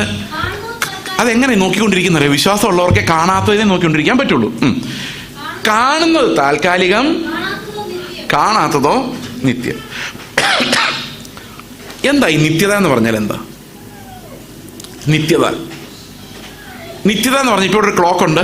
ഈ ക്ലോക്കാണ് നമ്മളെ നടത്തുന്നത്. ക്ലോക്ക് ഇല്ലെങ്കിൽ നമ്മുടെ അവസ്ഥ എന്തായിരിക്കും? നമ്മൾ ആരുടെയും കൈ വാച്ചും ക്ലോക്കും ഇല്ല, നമ്മൾ എങ്ങനെ ജീവിക്കും? 9:30 ആയോ എന്ന് എങ്ങനെ അറിയും? അറിയാനൊരു നിവൃത്തിയില്ല. ഇപ്പം ക്ലോക്ക് ഇല്ലാതെ ജീവിക്കാൻ പറ്റില്ല. സപ്പോസ് ലോകത്തൊരിടത്തും ക്ലോക്കില്ല, ക്ലോക്ക് ഹാൻഡ്സ് മൂവ് ചെയ്യുന്നില്ല, നമ്മുടെ തലമുടി നരയ്ക്കുന്നില്ല, പൊഴിയുന്നില്ല, നമ്മൾ വളരുന്നില്ല, ഇപ്പം എങ്ങനെ ഇരിക്കുന്നു അങ്ങനെ തന്നെ ഇരിക്കുന്നു. Time is not affecting us. അതിനാണ് നിത്യത എന്ന് പറയുന്നത്. നിത്യത എന്ന് പറഞ്ഞാൽ സമയം നമ്മളെ ബാധിക്കുന്നില്ല, സമയം ബാധിക്കാത്ത അവസ്ഥയാണ് നിത്യത എന്ന് പറയുന്നത്. അപ്പം ദൈവം ആദ്യം സൃഷ്ടിച്ചത് എന്താ? ലോകത്തിൽ ആദ്യം സൃഷ്ടിച്ചത് എന്താ? ഉൽപ്പത്തി 1:1. നോ ഉൽപ്പത്തി 1:1. അതാ സമയം. In the beginning. അതുവരെ ക്ലോക്ക് ഓടുന്നില്ല. ഓടട്ടെ, സെക്കൻഡ് സൂചി ഓടാൻ തുടങ്ങി, ടൈം ഓടാൻ തുടങ്ങി. Time started. നമ്മൾ സ്റ്റോപ്പ് വാച്ച് കണ്ടോ? Stop watch, time started. എപ്പോൾ തീരുമെന്ന് അറിയാൻ മേല. ടൈം ദൈവം സ്റ്റാർട്ട് ചെയ്തു. അപ്പം എന്തുണ്ടായി? ആകാശവും ഭൂമിയും ഉണ്ടായി, അതിലുള്ള സകലതും ഉണ്ടായി. ഈ ആകാശം എന്ന് പറയുന്നത് ശരിക്കും സ്പേസാണ്. സ്പേസ് അവിടെ നമുക്കത് വായിച്ചാൽ മനസ്സിലാവും. Heavens and the earth. Earth was formless and void എന്ന് പറഞ്ഞാൽ അതിനർത്ഥം ഒരു ഫോമും ഇല്ല, ഉരുണ്ടതോ പരന്നതോ ഒന്നുമല്ല, യാതൊരു ഫോമും ഇല്ല. അതൊരു പ്രൈമൽ മാറ്ററാണ്. അതായത് ടൈം, സ്പേസ് ആൻഡ് മാറ്റർ ഒന്നിച്ച് നിലവിൽ വന്ന കാര്യമാണ്. അതാണ് ശാസ്ത്രം ഇപ്പം പറയുന്നത്. ഇത് മൂന്നും ഒരേ സമയത്താണ് വരുന്നത്. സമയമില്ലാതെ സ്പേസ് ഇല്ല, മാറ്റർ ഇല്ല. ഇതെല്ലാം സമയത്തിനകത്തുള്ള കാര്യമാണ്. സമയം എപ്പോൾ ക്ലോസ് ആവുന്നോ അപ്പോൾ ഇതെല്ലാം ക്ലോസ് ആവും. ഇത് പറഞ്ഞത് ഞാനല്ല കേട്ടോ, ആൽബർട്ട് ഐൻസ്റ്റീനാ. പിന്നെ ബൈബിളിൽ നോക്കിയപ്പോൾ ഇത് തന്നെ ഇവിടെ എഴുതി വെച്ചിട്ടുണ്ട്. 2000 വർഷങ്ങൾക്ക് മുമ്പല്ല, അതിനേക്കാളും 2700, 3000, 3500 വർഷങ്ങൾക്ക് മുമ്പ് എഴുതി വെച്ചിട്ടുണ്ട്. ഈ ഐൻസ്റ്റീൻ എന്ന് പറയുന്ന ആള്, ഇതൊരു നടന്ന കാര്യമാണെന്ന് എനിക്കറിയാമല്ല, പക്ഷെ ഐൻസ്റ്റീൻ ഈ ആപേക്ഷിക സിദ്ധാന്തം കണ്ടുപിടിക്കുന്ന സമയത്ത്, റിലേറ്റിവിറ്റി, തിയറി ഓഫ് റിലേറ്റിവിറ്റി കണ്ടുപിടിക്കുന്ന സമയത്ത് ഒരു മനുഷ്യന് ഇത് മനസ്സിലാവില്ലായിരുന്നു. പുള്ളി പ്രസംഗിച്ച് മടുത്തു. ഒരു മനുഷ്യനും മനസ്സിലാകാത്ത കാര്യങ്ങൾ പ്രസംഗിക്കുമ്പോൾ ഉണ്ടാകുന്ന മടുപ്പ് ഒരു ഭയങ്കര മടുപ്പാണ്. ഇതിങ്ങനെ ഓരോരോ യൂണിവേഴ്സിറ്റികളിൽ പോയി പുള്ളി ഇങ്ങനെ പ്രസംഗിക്കും, ആർക്കും ഒന്നും മനസ്സിലാവില്ല. ആകെ യൂറോപ്പിലെങ്ങാണ്ടൊരു ശാസ്ത്രജ്ഞനും പിന്നെ പുള്ളിയുടെ ഈ വണ്ടി ഓടിക്കുന്ന ഡ്രൈവറിന് മാത്രം ഇത് എന്താണെന്ന് മനസ്സിലായിട്ടുള്ളതെന്നാണ് ലോകത്ത് അന്നൊരു സംസാരം ഉണ്ടായിരുന്നു. ഡ്രൈവർക്ക് മനസ്സിലായിട്ടൊന്നുമല്ല, പുള്ളി കാണാൻ പഠിച്ച.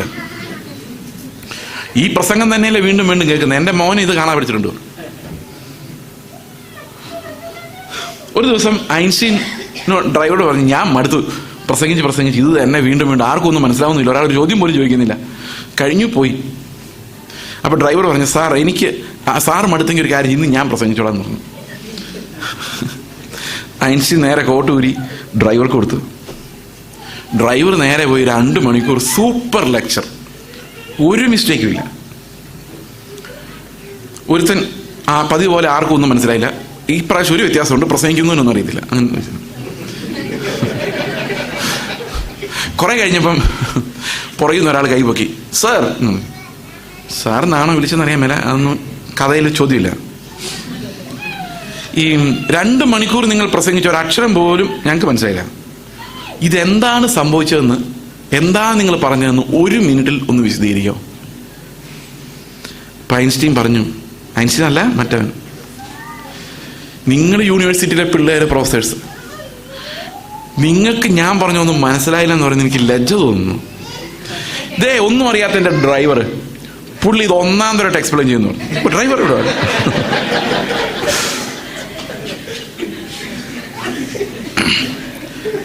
ഡ്രൈവർ നേരെ മുമ്പോട്ട് വന്നിട്ട് പറയാണ്, ഇത്രയേ ഉള്ളൂ കാര്യം, ഞാൻ മനസ്സിലാക്കിയത് ഇതാണ്.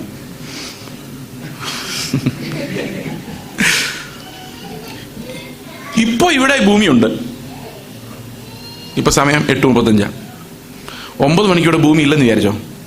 പ്രപഞ്ചത്തിന്റെ ഒരു കോണിൽ ഇരുന്നുകൊണ്ട് നിങ്ങൾക്ക് പറയാൻ പറ്റില്ല ഇവിടെ ഭൂമി 8:35 ഉണ്ടായിരുന്നു എന്ന്. കാരണം ഈ ഭൂമി പോകുന്ന വഴിക്ക് സമയവും പോവും. എല്ലാം മനസ്സിലായല്ലോ? ഇത്രയേ ഉള്ളൂ. ഇതെല്ലാം ദൈവം ഉളവാക്കി അവനത് ക്ലോസ് ചെയ്യുമ്പം ഇതിൻ്റെ കൂടെ എല്ലാം നഷ്ടപ്പെടും. ഇതാണ് ബൈബിൾ പറയുന്നതും. ഇതെല്ലാം ഒന്നിച്ചാണ് നിൽക്കുന്നത്. അപ്പം time, there is A beginning അല്ലേ, അതിനൊരു എൻഡും ഉണ്ട്. ബൈബിൾ അങ്ങനെ പഠിപ്പിക്കുന്നു. എന്നാൽ നിത്യത എന്ന് പറയുന്നത് ഈ സമയത്തിന് മുൻപേ ഉള്ള കാര്യങ്ങളെയാണ് നമ്മൾ നിത്യത എന്ന് പറയുന്നത്. അപ്പോൾ ആകാശവും ഭൂമിയും ഉണ്ടാകുന്നതിന് മുമ്പ്, സമയം ഉണ്ടാകുന്നതിന് മുൻപ് എന്താണ്, ആരാണുള്ളത്, ആരൊക്കെയാണുള്ളത്? പിതാവും പുത്രനും പരിശുദ്ധനും. ആ സമയത്ത് നടന്ന ഒരു കാര്യമുണ്ട്. എന്താണ്? പിതാവും പുത്രനും പരിശുദ്ധനും മാത്രമുള്ള സമയം തുടങ്ങുന്നതിന് മുമ്പ് 2 തിമോഥെയോസ് 1:9 വായിച്ചേ. 2 തിമോത്തി ചാപ്റ്റർ 1 വേഴ്സ് 9. 2 തിമോത്തിയോസ് 1:9. അവൻ നമ്മെ രക്ഷിക്കുകയും വിശുദ്ധ വിളി കൊണ്ട് വിളിക്കുകയും ചെയ്തത് നമ്മുടെ പ്രവൃത്തികൾ നിമിത്തമല്ല.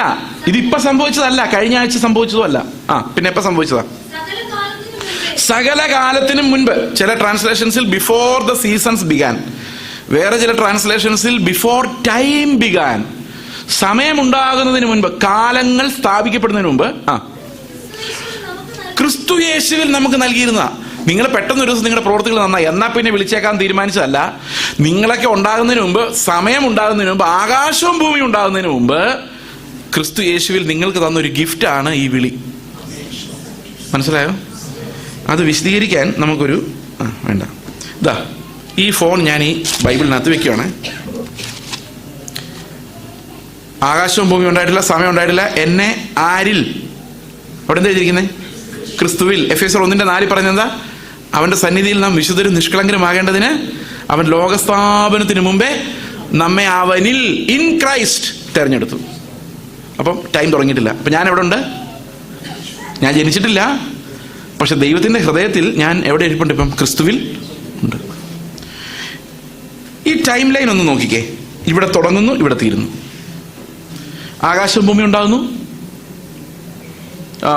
ആദം തൊട്ടുള്ള മനുഷ്യരാശി, അവിടെ ദൈവത്തിന്റെ ലൈനിലുള്ള ആളുകള്, ഹാനോക്ക് തൊട്ട് മോശെ തൊട്ട് രാജാക്കന്മാര്, പ്രവാചകന്മാര്, യേശുക്രിസ്തു ഈ ഭൂമിയിലേക്ക് വരുന്നു. ഇവിടെ ഞാൻ നിങ്ങളോട് സംസാരിച്ചുകൊണ്ടിരിക്കുന്നു, സമയം തീരാൻ പോകുന്നു. ഇത്രയും ടൈം ലൈൻ. ഇപ്പൊ ഞാൻ ഇത് ഇവിടെ വരച്ചുകൊണ്ട് എനിക്ക് ഇതിന്റെ തുടക്കവും കാണാം, അവസാനം കാണാം, അല്ലേ? അപ്പൊ ദൈവം ഈ സമയം എന്ന രേഖ ഉണ്ടാക്കുമ്പോൾ ദൈവത്തിന് എന്ത് കാണാൻ പറ്റും? ഒരേ സമയത്ത് ഇതിന്റെ തുടക്കവും ഇതിന്റെ ഒടുക്കവും ഒരേ സമയത്ത് തന്നെ കാണാൻ സാധിക്കും, അല്ലേ? അപ്പൊ ആദം അവിടെ പാപം ചെയ്യുമ്പോൾ തന്നെ ദൈവത്തിന് ഇന്നും കാണാം. യേശുക്രിസ്തു ക്രൂശിൽ മരിക്കുന്നതും ഞാൻ ഇവിടെ നിന്ന് സംസാരിച്ചുകൊണ്ടിരിക്കുന്നതും അന്ത്യകാലത്ത് എന്ത് സംഭവിക്കുന്നുള്ളതും എല്ലാം സമയത്തിന് വെളിയിൽ നിൽക്കുന്ന ദൈവത്തിന് ഭാവി കാലം, ഭൂതകാലം എന്ന പോലെ, വർത്തമാനകാലം എന്ന പോലെ ഭാവി കാലം അറിയാം. അവന്റെ കണ്ണിന് മുൻപിൽ ഒരു കാലവും മറഞ്ഞു നിൽക്കുന്നില്ല. ഇതൊക്കെ മനസ്സിലായി ഞാൻ പറഞ്ഞത്? അപ്പോൾ അതാണ് ദൈവത്തിന്റെ നിത്യത എന്ന് പറയുന്നത്. ദൈവത്തിന്റെ നിത്യതയില് അവൻ അറിയാൻ വയ്യാത്തതോ മറഞ്ഞിരിക്കുന്നതോ ആയ യാതൊരു കാര്യവും ഇല്ല. ആകാശവും ഭൂമിയും ഉണ്ടാക്കുമ്പോൾ തന്നെ, സമയമുണ്ടാക്കുമ്പോൾ തന്നെ നിത്യതയിൽ ഇരുന്നു കൊണ്ട് ഈ സമയം എവിടം വരെ ഉണ്ടാകുമെന്നും ഉണ്ടാകണമെന്നും അവിടെ ആരെല്ലാം അറിയും ഉണ്ടാകുമെന്നുള്ള കാര്യങ്ങളെല്ലാം ദൈവത്തിന് ഒരു കാലത്തും അവനിൽ നിന്ന് ഒന്നും മറഞ്ഞിരിക്കുന്നില്ല. അപ്പൊ എങ്ങനെയാണ് ക്രിസ്തുവിൽ എന്നെ തെരഞ്ഞെടുത്തതെന്നറിയോ? ഓക്കെ, അതിന് 2 വേർഷൻസ് ഉണ്ട്. ദൈവത്തിന്റെ ഇഷ്ടമായിരുന്നു എന്ന് ഒരു വേർഷൻ പറയുമ്പം, മറ്റൊന്ന് മനുഷ്യന്റെ വിശ്വാസം എന്ന് വേറൊരു വേർഷൻ പറയുന്നത്. നിങ്ങൾ എന്ത് വേർഷൻ വിശ്വസിച്ചാലും ദൈവത്തിന്റെ തെരഞ്ഞെടുപ്പിൽ വിശ്വസിച്ചേ പറ്റുള്ളൂ.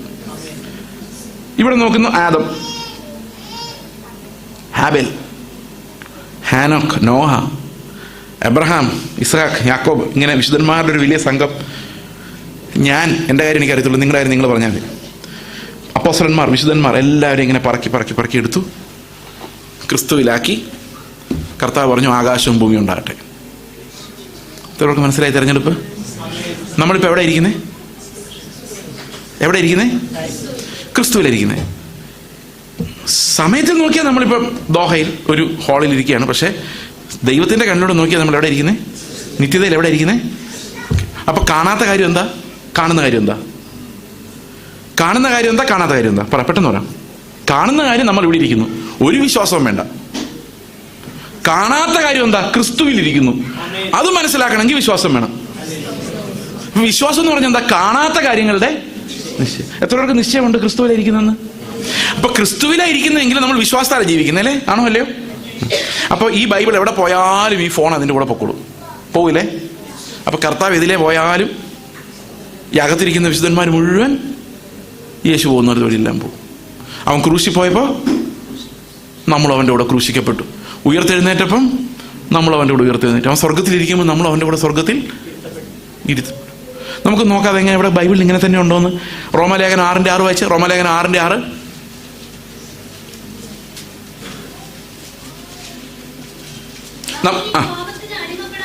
നാം ഇനി പാപത്തിന് അടിമപ്പെടാതെ വണ്ണം പാപശരീരത്തിന് നീക്കം വരേണ്ടതിന് നമ്മുടെ പഴയ മനുഷ്യൻ അവനോടുകൂടെ ക്രൂശിക്കപ്പെട്ടിരിക്കുന്നു നാം അറിയുന്നു. അപ്പൊ അവന്റെ കൂടെ ആര് ക്രൂശിക്കപ്പെട്ടിരുന്നു? എന്റെ പഴയ മനുഷ്യൻ. എന്റെ കൂടെ അവനല്ല, അവന്റെ കൂടെ ഞാൻ. അപ്പോൾ യേശു ക്രൂശിക്കപ്പെട്ടപ്പോൾ ആരും ക്രൂശിക്കപ്പെട്ടിരുന്നു? ഞാനും ക്രൂശിക്കപ്പെട്ടു. ഇത് നമുക്ക് കാണാൻ പറ്റിയിട്ടില്ല അല്ലേ? നിങ്ങൾ കണ്ടായിരുന്നു അത്? ഇല്ല. നമ്മൾ കണ്ടത് എന്താ? നടുവിലത്തെ ക്രൂശിൽ യേശു, അപ്പുറത്തെ ക്രൂശിൽ ഒരു കള്ളൻ, ഇപ്പുറത്തെ ക്രൂശിൽ ഒരു കള്ളൻ. ഇതാണ് കണ്ടത്. പക്ഷെ കാണാത്തൊരു കാഴ്ച ഉണ്ടായിരുന്നു. ഈ നടുവിലത്തെ ക്രൂശിൽ എന്നെ പോലെ ലക്ഷക്കണക്കിന് കള്ളന്മാരാണ് മരിച്ചത്. അവിടെ ഞാൻ ഉണ്ടായിരുന്നോ? ഉണ്ടായിരുന്നുള്ളതിന് എന്താ തെളിവ്? ആർക്ക് പറയാം?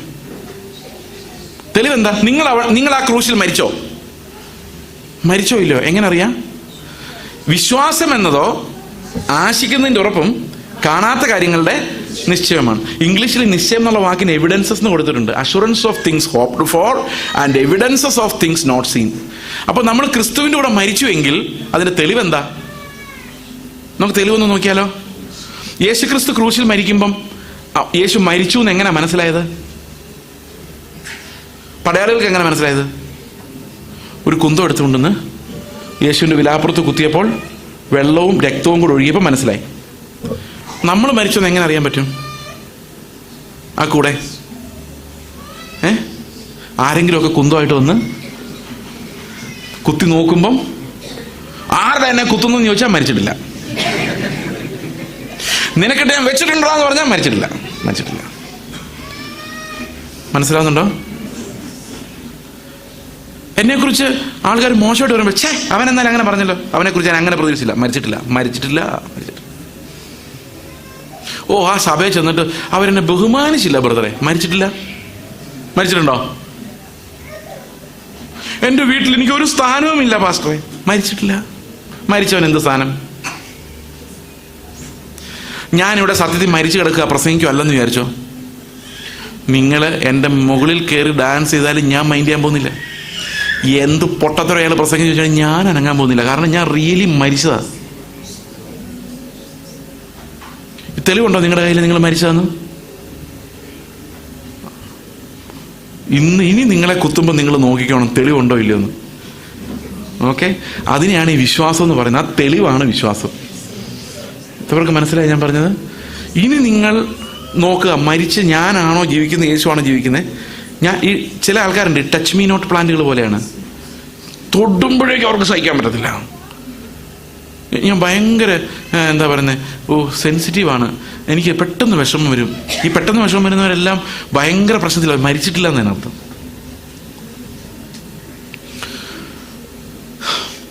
ഭർത്താവ് ഭാര്യ എപ്പോഴും ചീത്ത പറയാമെന്ന് വെച്ചോ, അപ്പൊ ഭാര്യ തിരിച്ച് നല്ലപോലെ പറയും. പക്ഷെ ഇന്ന് ഭർത്താവ് എന്തെല്ലാം പറഞ്ഞിട്ടും ഭാര്യ മിണ്ടുന്നില്ല. എന്താ കാര്യം? കുലുക്കി വിളിച്ചു, ചവിട്ടി നോക്കി, തല്ലി നോക്കി, ആൾ അനങ്ങുന്നില്ല. എന്താ കാര്യം? എന്ത് രസമായിരിക്കുമല്ലേ മരണം? ആ മരണം ക്രിസ്തുവിൻ്റെ കൂടെയുള്ള മരണമോ? നമുക്ക് ഒന്നും നമ്മളെ ബാധിക്കുന്നില്ല. 2 കൊരിന്ത്യർ 5:14 പറയാണ്, ക്രിസ്തുവിൻ്റെ സ്നേഹം ഞങ്ങളെ നിർബന്ധിക്കുന്നു, ഒരുവൻ എല്ലാവർക്കും വേണ്ടി മരിച്ചിരിക്കെ എല്ലാവരും മരിച്ചു. അപ്പം ഞാൻ എൻ്റെ പിള്ളേർക്ക് ഫീസ് അടയ്ക്കാൻ 4 പിള്ളേർക്ക് ഫീസ് അടച്ചു കഴിഞ്ഞപ്പം ഞാൻ അടച്ചത്, പക്ഷേ രസീത് എൻ്റെ പിള്ളേരുടെ പേരിലാണ് വരുന്നത്. അപ്പോൾ ഞാൻ പറയാണ്, ഫീസ് അടച്ച ഞാനാണെങ്കിലും രസീത് ആർക്കാ കിട്ടിയേക്കുന്നേ? പിള്ളേർക്കാ. ക്രൂശിൽ മരിച്ചത് യേശു ആണെങ്കിലും മരിച്ചു എന്നുള്ള രസീത് ആർക്കാ തരുന്നതെന്നറിയോ? അപ്പൊ നമ്മൾ എവിടെ ചെന്നാലും നമ്മുടെ കയ്യിൽ മരിച്ചതാന്നുള്ള രസീതുണ്ട്. ഇനി മരിക്കണ്ട.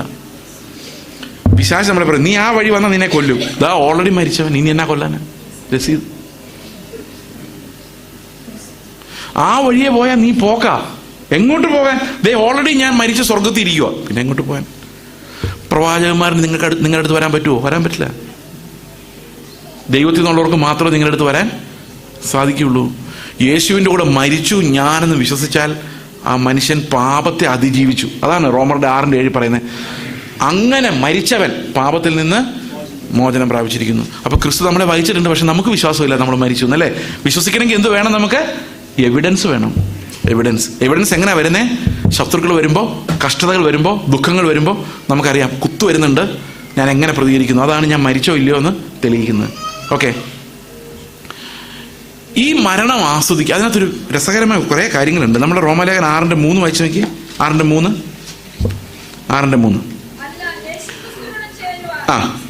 യേശുക്രിസ്തുവിനോട് കൂടി ചേരുവാൻ സ്നാനമേറ്റവരായി നാം എല്ലാവരും അവന്റെ മരണത്തിന്റെ പങ്ക് വാങ്ങിക്കാൻ വേണ്ടി, അവന്റെ മരണത്തിന്റെ ഒരു ഷെയർ ചോദിക്കാൻ വേണ്ടി സ്നാനപ്പെട്ടിരിക്കുന്നു. അങ്ങനെ ആയിരുന്നോ നിങ്ങൾ സ്നാനപ്പെട്ടപ്പം?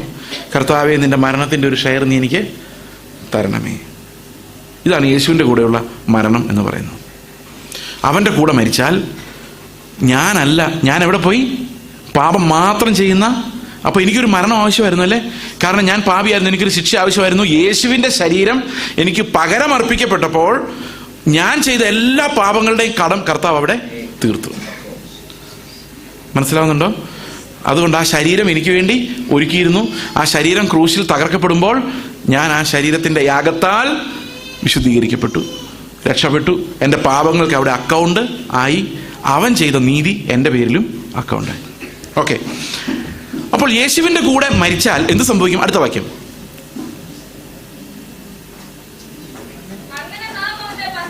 അങ്ങനെ നാം അവൻ്റെ മരണത്തിൽ പങ്കാളികളായി തീർന്ന സ്നാനത്താൽ അവനോടുകൂടെ കുഴിച്ചിടപ്പെട്ടു. എന്തിനു വേണ്ടിയാ? വായിച്ചോ. ക്രിസ്തു മരിച്ചിട്ട് പിതാവിൻ്റെ മഹിമയിൽ ജീവിച്ചെഴുന്നേറ്റതുപോലെ നാമും ജീവന്റെ പുതുക്കത്തിൽ നടക്കേണ്ടതിന് തന്നെ. അടുത്ത വാക്യം.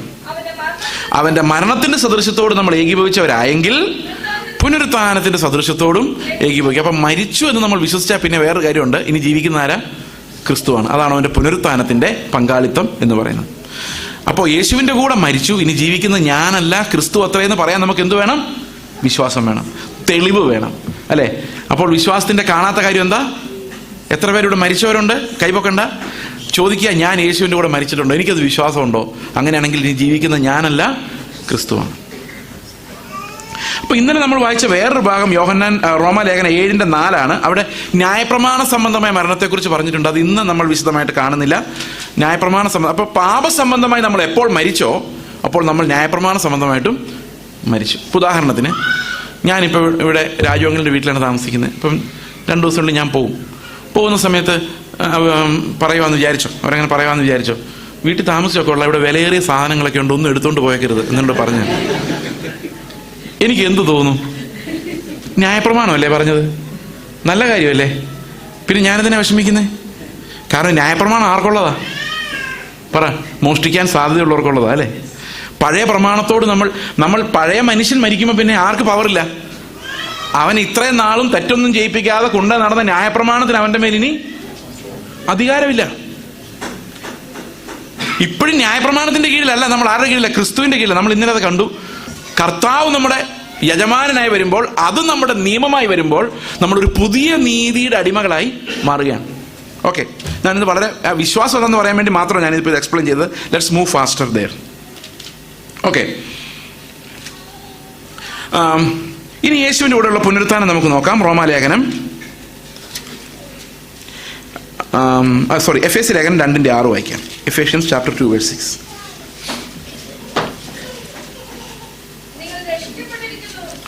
അടുത്ത വാക്യം. ക്രിസ്തു യേശുവിൽ നമ്മെക്കുറിച്ചുള്ള വാത്സല്യത്തിൽ തന്റെ കൃപയുടെ അത്യന്ത ധനത്തെ വരുംകാലങ്ങളിൽ കാണിക്കേണ്ടതിന് ക്രിസ്തു യേശുവിൽ അവനോടുകൂടി ഉയർപ്പിച്ച് സ്വർഗത്തിൽ ഇരുത്തുകയും ചെയ്തിരിക്കുന്നു. അപ്പൊ നമ്മൾ എവിടെ ഇരിക്കുന്നേ?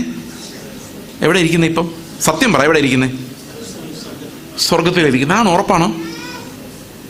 ഉറപ്പില്ലല്ലേ? ഉറപ്പുണ്ടാകാൻ തെളിവ് വേണം അല്ലേ? നേരത്തെ പോലെ മരിച്ചതിന്റെ തെളിവ് എന്തായിരുന്നു? ഇനി നമ്മൾ നമുക്ക് ഇഷ്ടമില്ലാത്ത ഒരാളെ കാണുമ്പോൾ ഓർത്തോണം തെളിവ് നോക്കാൻ വന്നേക്കുന്നതാണ്. മരിച്ചോ എന്നുള്ളതിന്റെ അമ്മാവൻ വരുമ്പോൾ ഓർത്തോണം എന്തിനു വേണ്ടിയാ വരുന്നേ? തെളിവ്. മരിച്ചോ എന്ന് പരിശോധിക്കാൻ വേണ്ടി ദൈവം വിടുന്ന. ദൈവത്തിനറിയാൻ മരിച്ചിട്ടില്ലായിരുന്നു, പക്ഷെ നമ്മൾ ചിന്തിച്ചിരിക്കും നമ്മൾ നന്നായിന്ന്. പക്ഷെ നന്നായിട്ടില്ലെന്ന് നമുക്ക് ബോധ്യപ്പെടാൻ വേണ്ടിയാണ് എന്ത്? മനസ്സിലാവുന്നുണ്ടോ? ഓക്കെ, അപ്പൊ ഇനി പുനരുത്ഥാനത്തിന്റെ തെളിവ് വേണം. എന്താ പുനരുത്ഥാനത്തിന്റെ തെളിവ്? പറയാം ആർക്കെങ്കിലും? കൊളോസി ലേഖനം 3:1 വായിച്ചേ. കൊളോസി ലേഖനം 3:1. അതാ പുനരുത്ഥാനത്തിന്റെ തെളിവ്. ആകയാൽ നിങ്ങൾ ക്രിസ്തുവിനോടുകൂടെ ഉയർത്തെഴുന്നേറ്റിരിക്കുന്നു എങ്കിൽ ക്രിസ്തു ദൈവത്തിന്റെ വലതുഭാഗത്തിരിക്കുന്ന ഇടമായ ഉയരത്തിലുള്ളത് അന്വേഷിപ്പിൻ. അപ്പൊ നിങ്ങൾ എന്താ അന്വേഷിക്കുന്നത് എന്നുള്ളതാണ് നിങ്ങൾ പുനരുത്ഥാനം ചെയ്തവരാണോ എന്നുള്ളതിന്റെ തെളിവ്. എന്താ അന്വേഷിക്കുന്നേ? ഈ ദോഹയിൽ നിങ്ങൾ എന്താ അന്വേഷിച്ചോണ്ടിരിക്കുന്നേ? നിങ്ങളൊരു മനുഷ്യനെ കാണുമ്പോൾ നിങ്ങൾ അവന്റെ മുഖത്ത് എന്താ അന്വേഷിക്കുന്നേ? എത്ര ലാഭം ഇവനെ കൊണ്ടുണ്ടാക്കാമെന്നാണോ? അതോ ഇവൻ നിത്യതയിൽ എൻ്റെ കൂടെ ഉണ്ടായെങ്കിൽ എത്ര നല്ലതാണെന്നാണോ? ഉയരത്തിലേക്കാണോ? എങ്ങനെ? നമ്മുടെ നോട്ടം എവിടെയാ? ശരിക്കും യേശുവിൻ്റെ കൂടെ ഉയർത്തെഴുന്നേറ്റുണ്ടെങ്കിൽ നമ്മുടെ ഒരു കണ്ണ് എപ്പോഴും എവിടെ ആയിരിക്കും? നിത്യതയിലായിരിക്കും അല്ലേ? നിത്യതയിലായിരിക്കും. അത് എന്തിന്റെ തെളിവാ? പുനരുത്ഥാനം പ്രാപിച്ചു എന്നുള്ളതിന്റെ തെളിവാ. ഈ പുനരുത്ഥാനം പ്രാപിക്കാത്ത ആൾക്കാർക്ക് ഉയരത്തിലോട്ട് നോക്കാൻ പറ്റത്തില്ല. യേശുവിന്റെ കൂടെ ഞാൻ ഉയർത്തെഴുന്നേറ്റു എന്ന് വിശ്വസിക്കാത്ത ഒരാൾക്കും മുകളിൽ അസറ്റുള്ള കാര്യം അറിയാൻ മേല. പുനരുത്ഥാനത്തിൽ വിശ്വസിച്ചെങ്കിൽ മാത്രമേ, യേശുവിന്റെ കൂടെ ഞാൻ അവിടെ ഇരിക്കുവാന്ന് അറിഞ്ഞെങ്കിൽ മാത്രമേ. ഇവിടെ ആരും സ്ഥിരമായി ഒന്നും നിങ്ങൾ ഉൽപ്പാദിപ്പിക്കുന്നില്ല. എന്താ കാര്യം? സ്ഥിരമായൊരു വീട് പണിയുന്നില്ല, സ്ഥിരമായൊരു കെട്ടിടം ഇല്ല, സ്ഥിരമായി സ്ഥലം വാങ്ങിക്കുന്നില്ല. എന്താ കാര്യം? നമ്മൾ ഇവിടെ നിന്ന് പോയേ പറ്റുള്ളൂ, അല്ലേ? ഞാൻ എത്രയും പെട്ടെന്ന് പോയേ പറ്റുള്ളൂ. നിങ്ങളതിൻ്റെ പുറകെ എല്ലാവരും എങ്ങോട്ട് പോയേ പറ്റുള്ളൂ? കേരളത്തിലേക്ക് പോയേ പറ്റുള്ളൂ. അതാണ് നമ്മുടെ നാട്. അപ്പോൾ സമ്പാദ്യം എല്ലാം എവിടെ ആയിരിക്കും? ഇവിടുത്തെ റിയാൽ അങ്ങോട്ട് കൺവേർട്ട് ചെയ്യുമ്പോഴാണ് നമ്മൾ സന്തോഷിക്കുന്നത്, അല്ലേ? ഞാൻ പറയുന്ന പോലൊന്നും അല്ലേ? അപ്പോൾ ഇവിടുത്തെ റിയാൽ അങ്ങോട്ട് കൺവേർട്ട് ചെയ്യുമ്പോഴും ഇവിടുത്തെ 20 റിയാൽ അവിടുത്തെ 20 റിയാൽ ആണെങ്കിലോ ഒരു സന്തോഷവും. ആ കൺവേർഷനകത്താണ് നമ്മുടെ രസം ഇരിക്കുന്നത്, അല്ലേ? ഓക്കെ, അപ്പോൾ ഇവിടെ എന്താ നമ്മൾ അന്വേഷിക്കുന്നത്? ഡിപ്പോസിറ്റ് എല്ലാം നമ്മൾ കേരളത്തിലോട്ട് കൊണ്ടുപോകുള്ളൂ, കാരണം കൺവേർഷന്റെ ആ രസം കാരണം. പക്ഷേ ഉയർത്തെഴുന്നേറ്റ ഒരാളാണെങ്കിൽ എന്ത് ചെയ്താലും അവൻ ഒരു സ്ഥലമുള്ളൂ. എവിടെയത്? എന്ത് ചെയ്താലും മുകളിലോട്ടൊരു ദൃഷ്ടി ഉണ്ടായിരിക്കും. അവിടെ എന്ത് ലാഭം കിട്ടും? ഇത് ആലോചിച്ചിട്ടുണ്ട് എപ്പോഴെങ്കിലും? ഒരു മനുഷ്യനോട് സംസാരിക്കുമ്പം ഇവനോട് ഞാൻ സംസാരിക്കുന്നതിലൂടെ ഇടപെടകുന്നതിലൂടെ എനിക്കെത്ര ലാഭം കിട്ടും? That's part of business. നിത്യരാജ്യത്തിൽ എനിക്ക് എന്തു ലഭിക്കും? അത് ദീർഘദർശനം. അങ്ങനെ ചിന്തിക്കാറുണ്ടോ? അങ്ങനെ ചിന്തിക്കാറുണ്ടെങ്കിൽ നിങ്ങൾ യേശുവിൻ്റെ കൂടെ പുനരുത്ഥാനം ചെയ്തവരാ. അങ്ങനെ ചിന്തിക്കാൻ പറ്റുന്നില്ല എങ്കിൽ, അല്ലേ, എപ്പോൾ നിങ്ങൾ നോക്കിക്കോ, ഇപ്പോൾ ആരാധനയുടെ കാലം എവിടെ നോക്കിയാലും. ഈ കഴിഞ്ഞ ദിവസം ഞാൻ കണ്ടു, എനിക്ക് ഇന്നലെ രാത്രി ഞാനൊരു വീഡിയോ കണ്ടതാണ്. ഭയങ്കര ആരാധനയാണ്. എല്ലാവരും പറയുന്ന കഴിഞ്ഞ 2 വർഷം ദൈവം നമ്മളെ നടത്തിയ അത്ഭുതകരമായി നടത്തി, ഇനിയുള്ള വർഷങ്ങളിലും. അപ്പോൾ ആശ എവിടെ കിടക്കുന്നേ? അവർ പുനരുത്ഥാനം ചെയ്തവരാണോ യേശുവിൻ്റെ കൂടെ? ഞാനൊരു എക്സാമ്പിൾ പറയാം. എൻ്റെ മകന് 1.5 വയസ്സുള്ളപ്പോൾ ഒരിത്തിരി കോംപ്ലിക്കേഷനുള്ളൊരു അസുഖം ഉണ്ടായി. മരിച്ചു പോകാനുള്ളൊരു സാധ്യത ഉണ്ടായി. അങ്ങനെ ഹോസ്പിറ്റലിൽ ഇങ്ങനെ 12 ദിവസത്തോളം അഡ്മിറ്റ് ആയിരിക്കുമ്പം ഇവൻ ഈ 1.5 വയസ്സുള്ളപ്പോഴും ചെറിയ ചെറിയ വാക്കുകളൊക്കെ സംസാരിക്കുമായിരുന്നു. അപ്പോൾ ഇവൻ ഈ സുഖമില്ലാതായി കഴിഞ്ഞപ്പം കിടന്ന കിടപ്പായി, അങ്ങോട്ട് തിരിയും ഇങ്ങോട്ട് തിരിയും, വേറൊരു റെസ്പോൺസിൽ, ആഹാരം കഴിക്കുന്നില്ല, ഒന്നും മിണ്ടുന്നില്ല. ഇടയ്ക്കിടയ്ക്ക് കണ്ണു തുറക്കും, പപ്പ അമ്മ ടാറ്റ മാത്രം പറയും, വേറൊന്നും പറയില്ല. ഇതിങ്ങനെ ഹൃദയത്തിൽ ഇങ്ങനൊരു വേദനയായിട്ട് കിടക്കുമായിരുന്നു. അപ്പോൾ പിന്നെ നല്ലപോലെ വിവേചന ബുദ്ധി ഉണ്ടായിരുന്നു. ഞങ്ങൾ ആ സ്ട്രീറ്റിലോട്ട് വരുമ്പം ഞാൻ എവിടെ മോനെ ഞങ്ങളുടെ വീട് എന്ന് പറയുമ്പോൾ അവൻ വീട് കാണിച്ചു തരുമായിരുന്നു. അവസാനം 12 ദിവസം കഴിഞ്ഞു. അതിനകത്തൊരു കാര്യമുണ്ട്. ഞാൻ ദൈവമായിട്ടൊരു ആർഗ്യുമെന്റ് ആ സമയത്ത് ഞാൻ വിശ്വാസത്തിൽ നടക്കാണ് എന്ന് പറയുന്നത്, നടന്നു തുടങ്ങുന്ന കാലമാണ്. രക്ഷിക്കപ്പെട്ടൊക്കെ ഒത്തിരി നാളായെങ്കിലും ഈ ഫെയ്ത്ത് ലൈഫ് എന്ന് പറയുന്നത് എന്താണെന്ന് മനസ്സിലാക്കി തുടങ്ങുന്ന കാലം. അപ്പോൾ ഞങ്ങൾ മിഷണറിമാരായിട്ട് പോയിരിക്കുക. അപ്പോൾ ഞാൻ ദൈവത്തോട് ചോദിക്കുക, കർത്താവ്, ഒത്തിരി മിഷണറിമാർ ഇങ്ങനെ പല സ്ഥലത്തും വന്നിട്ടുണ്ട്, അവരുടെ ഭാര്യമാർ മരിച്ചവരുണ്ട്, മക്കൾ മരിച്ചവരുണ്ട്.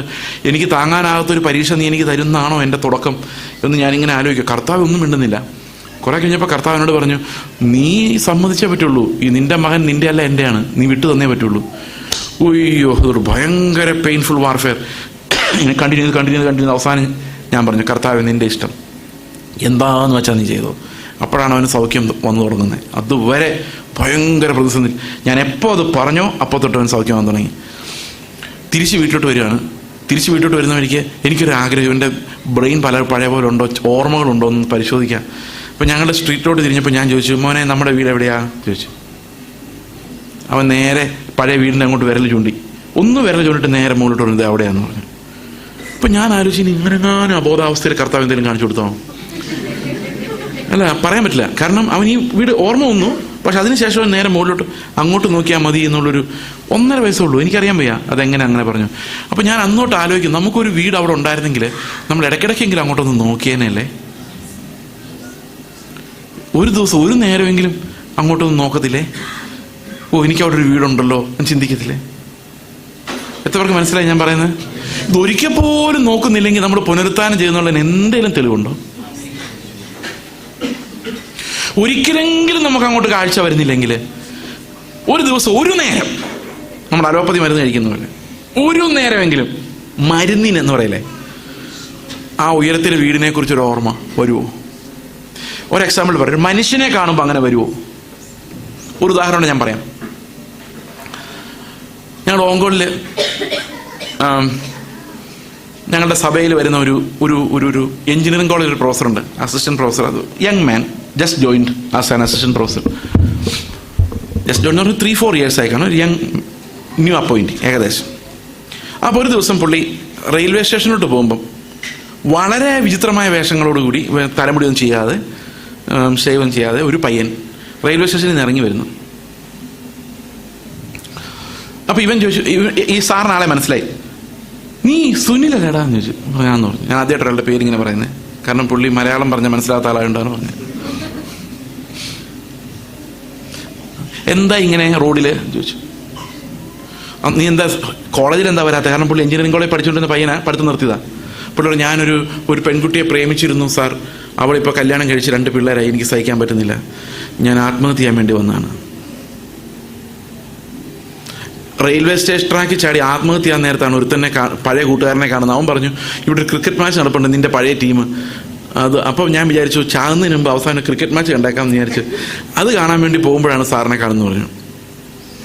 അപ്പോൾ ഈ മനുഷ്യൻ എന്നെ ഫോൺ ചെയ്തിട്ട് പറഞ്ഞു, അണ്ണാ നമുക്ക് ഇങ്ങനൊരു പയ്യനുണ്ട്, നമുക്ക് നമ്മുടെ ചർച്ചിൽ അവനെ താമസിപ്പിച്ചാലോ? ഞാൻ പറഞ്ഞു ഓക്കെ. ഈ പാവം മനുഷ്യൻ പോയി മുഴുവൻ ഫീസ് ഈ പുള്ളിക്ക് വേണ്ടി അടച്ചു, എല്ലാ ഫീസും അടച്ചു. എഞ്ചിനീയറിംഗ് കോളേജിൽ 1.5 വർഷത്തെ പെൻഡിങ് എമൗണ്ട് മുഴുവൻ പുള്ളി അടച്ചു. അവനെ വീണ്ടും എക്സാം എഴുതാൻ വേണ്ടി പുസ്തകം എല്ലാം വാങ്ങിച്ചു കൊടുത്തു.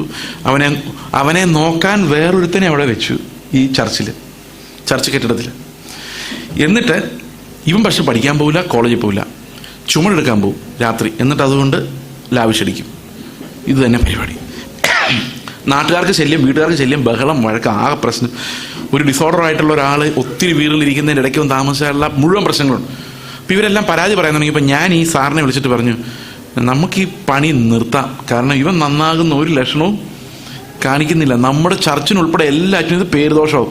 അതുകൊണ്ട് നമുക്ക് അവനെ അവിടെ നിന്ന് മാറ്റിയാലോ, വിട്ടുകൊടുത്താലോ, നീ ഇഷ്ടമുള്ളിടത്ത് പൊക്കോളാ എന്ന് പറഞ്ഞാലോ? അപ്പോൾ ഈ സഹോദരനോട് പറഞ്ഞു, അണ്ണാ എൻ്റെ ജീവൻ അവനെടുത്താലും ഞാൻ അവനെ വിടത്തില്ല. എൻ്റെ ജീവനല്ല പ്രശ്നം, ഞാൻ അവനെ, ദൈവം എൻ്റെ കൈ തന്നതാണ്. ഞാൻ പറഞ്ഞു അത്ര ഉറപ്പുണ്ടെങ്കിൽ ഞാനും ഉണ്ട് കൂടെ. അവൻ എക്സാം എഴുതാൻ പോയി. ഒരു പേപ്പറിൽ പോലും അവനൊന്നും എഴുതിയില്ല. ഒരു പേപ്പറിന് ഒന്നും എഴുതിയില്ല, ജസ്റ്റ് പേരെഴുതി സബ്ജക്റ്റ് എഴുതി കൊടുത്തു, പാസ്സായി. ആരോ കള്ളു കുടിച്ചിരുന്ന് എഴുതി അത് മുഴുവൻ പാസ്സാക്കി വിട്ടു. ഇവൻ ഈ പേപ്പർ എടുത്തോണ്ട് ഓടി ഞങ്ങളുടെ വീട്ടിലോട്ട് വന്നിട്ട് പറയാണ്, അണ്ണാ ഞാൻ പാസ്സായി, ഞാൻ ഒന്നും എഴുതിയില്ലായിരുന്നു, ദൈവം ഉണ്ടെന്ന് പറയാം. ഞാൻ പറഞ്ഞു, മണ്ടന്മാരെ മടിയന്മാരെ പാസ്സാക്കുന്ന ദൈവമല്ല നമ്മുടെ ദൈവം. നിനക്ക് ശരിക്കും ദൈവത്തിൽ വിശ്വാസം ഉണ്ടെങ്കിൽ നീ ഒന്നും കൂടെ ഇതെല്ലാം പഠിച്ചെഴുതണം എന്ന് പറഞ്ഞു. അവന് ഭയങ്കര വിശ്വാസമായി പോയി. പിന്നെ അവൻ കുത്തിയിരുന്ന് പഠിച്ച് അത് എഴുതി 82% മാർക്കോടെ അവൻ ബിടെക് പാസ്സായി. ആ ബിടെക്കിന് എന്താ വില? ഒരു വിലയില്ല. ഏത് ഡിഗ്രിക്കും ലോകത്ത് യാതൊരു വിലയുമില്ല. പക്ഷെ അവൻ വിശ്വാസിയായി സ്നാനപ്പെട്ടു. അവൻ്റെ വില്ലേജിൽ അനേകം പിള്ളേരെ അവൻ കർത്താവിലേക്ക് നടത്തി. എൻ്റെ ബുദ്ധി ഉപദേശം ആ മനുഷ്യൻ കേട്ടിരുന്നെങ്കിലോ? ഇവിടെ എല്ലാം ഒരു കണ്ണ് എപ്പോഴും സ്വർഗത്തിലോട്ട് നോക്കിയിട്ടുണ്ട്. നമ്മൾ പ്രായോഗികമായിട്ട് നോക്കി കഴിയുമ്പം ഭയങ്കര ഫെയിലിയറാണ്. പക്ഷെ അതിനറിയാം, ഇതിനകത്തെല്ലാം സ്വർഗത്തിലേക്ക് നമുക്ക് ഒരു കണ്ണ് പോകുന്നുണ്ടെങ്കിൽ അവിടെ ദൈവം എന്താ ഉദ്ദേശിക്കുന്നത് നമുക്ക് മനസ്സിലാവും. അപ്പൊ നമ്മൾ ഉയർത്തെഴുന്നേറ്റിട്ടുണ്ടെങ്കിൽ നമുക്ക് ഇവിടത്തെക്കാളും ആഗ്രഹം എവിടെയായിരിക്കും? സ്വർഗത്തോടായിരിക്കും. അല്ലെ, ഇന്നത് ഒത്തിരി കുറഞ്ഞിട്ടുണ്ടെന്ന് നമുക്കറിയാം, അല്ലെ? ഈ നമുക്ക് അത്ര കാണാനില്ല എന്നുള്ളത് ഒരു കാര്യമാണ്. അപ്പോൾ 2 ചോദ്യങ്ങൾ ഞാൻ നിങ്ങളോട് ചോദിച്ചു. ഇത് വളരെ നേരം എടുത്ത് പറയേണ്ട കാര്യങ്ങളാണ്, പക്ഷെ ഇതിൻ്റെ വിശദമായ പഠനം യൂട്യൂബിൽ ഓൾറെഡി ഉണ്ട്. ഞാനതുകൊണ്ട് വളരെ പെട്ടെന്ന് ഈ വിശ്വാസം എന്താണെന്ന് എക്സ്പ്ലെയിൻ ചെയ്ത് പോകുന്നുള്ളതേ ഉള്ളൂ. മൂന്നാമതൊരു ചോദ്യം കൂടെ ഉണ്ട്. യേശുക്രിസ്തു നീതിയെ പൂർത്തിയാക്കുമ്പോൾ നമ്മൾ എവിടെയായിരുന്നു? ഇതൊരു വലിയ കോൺട്രവേഴ്സ്യൽ ഭാഗമാണ്. യേശുക്രിസ്തു മരിക്കുമ്പോൾ ഞാൻ അവൻ്റെ കൂടെ മരിച്ചു, പുനരുത്ഥാനം ചെയ്തപ്പോൾ ഞാൻ അവനോട് പുനരുത്ഥാനം ചെയ്തു. എന്നാൽ യേശുക്രിസ്തു എനിക്ക് വേണ്ടി അനുസരണം തികയ്ക്കുമ്പോൾ ഞാൻ എവിടെയായിരുന്നു? പിതാവിനെ അനുസരിക്കുമ്പോൾ, ഈ ലോകത്ത് 3.5 വർഷക്കാലം ജീവിക്കുമ്പോൾ ഞാൻ എവിടെയായിരുന്നു?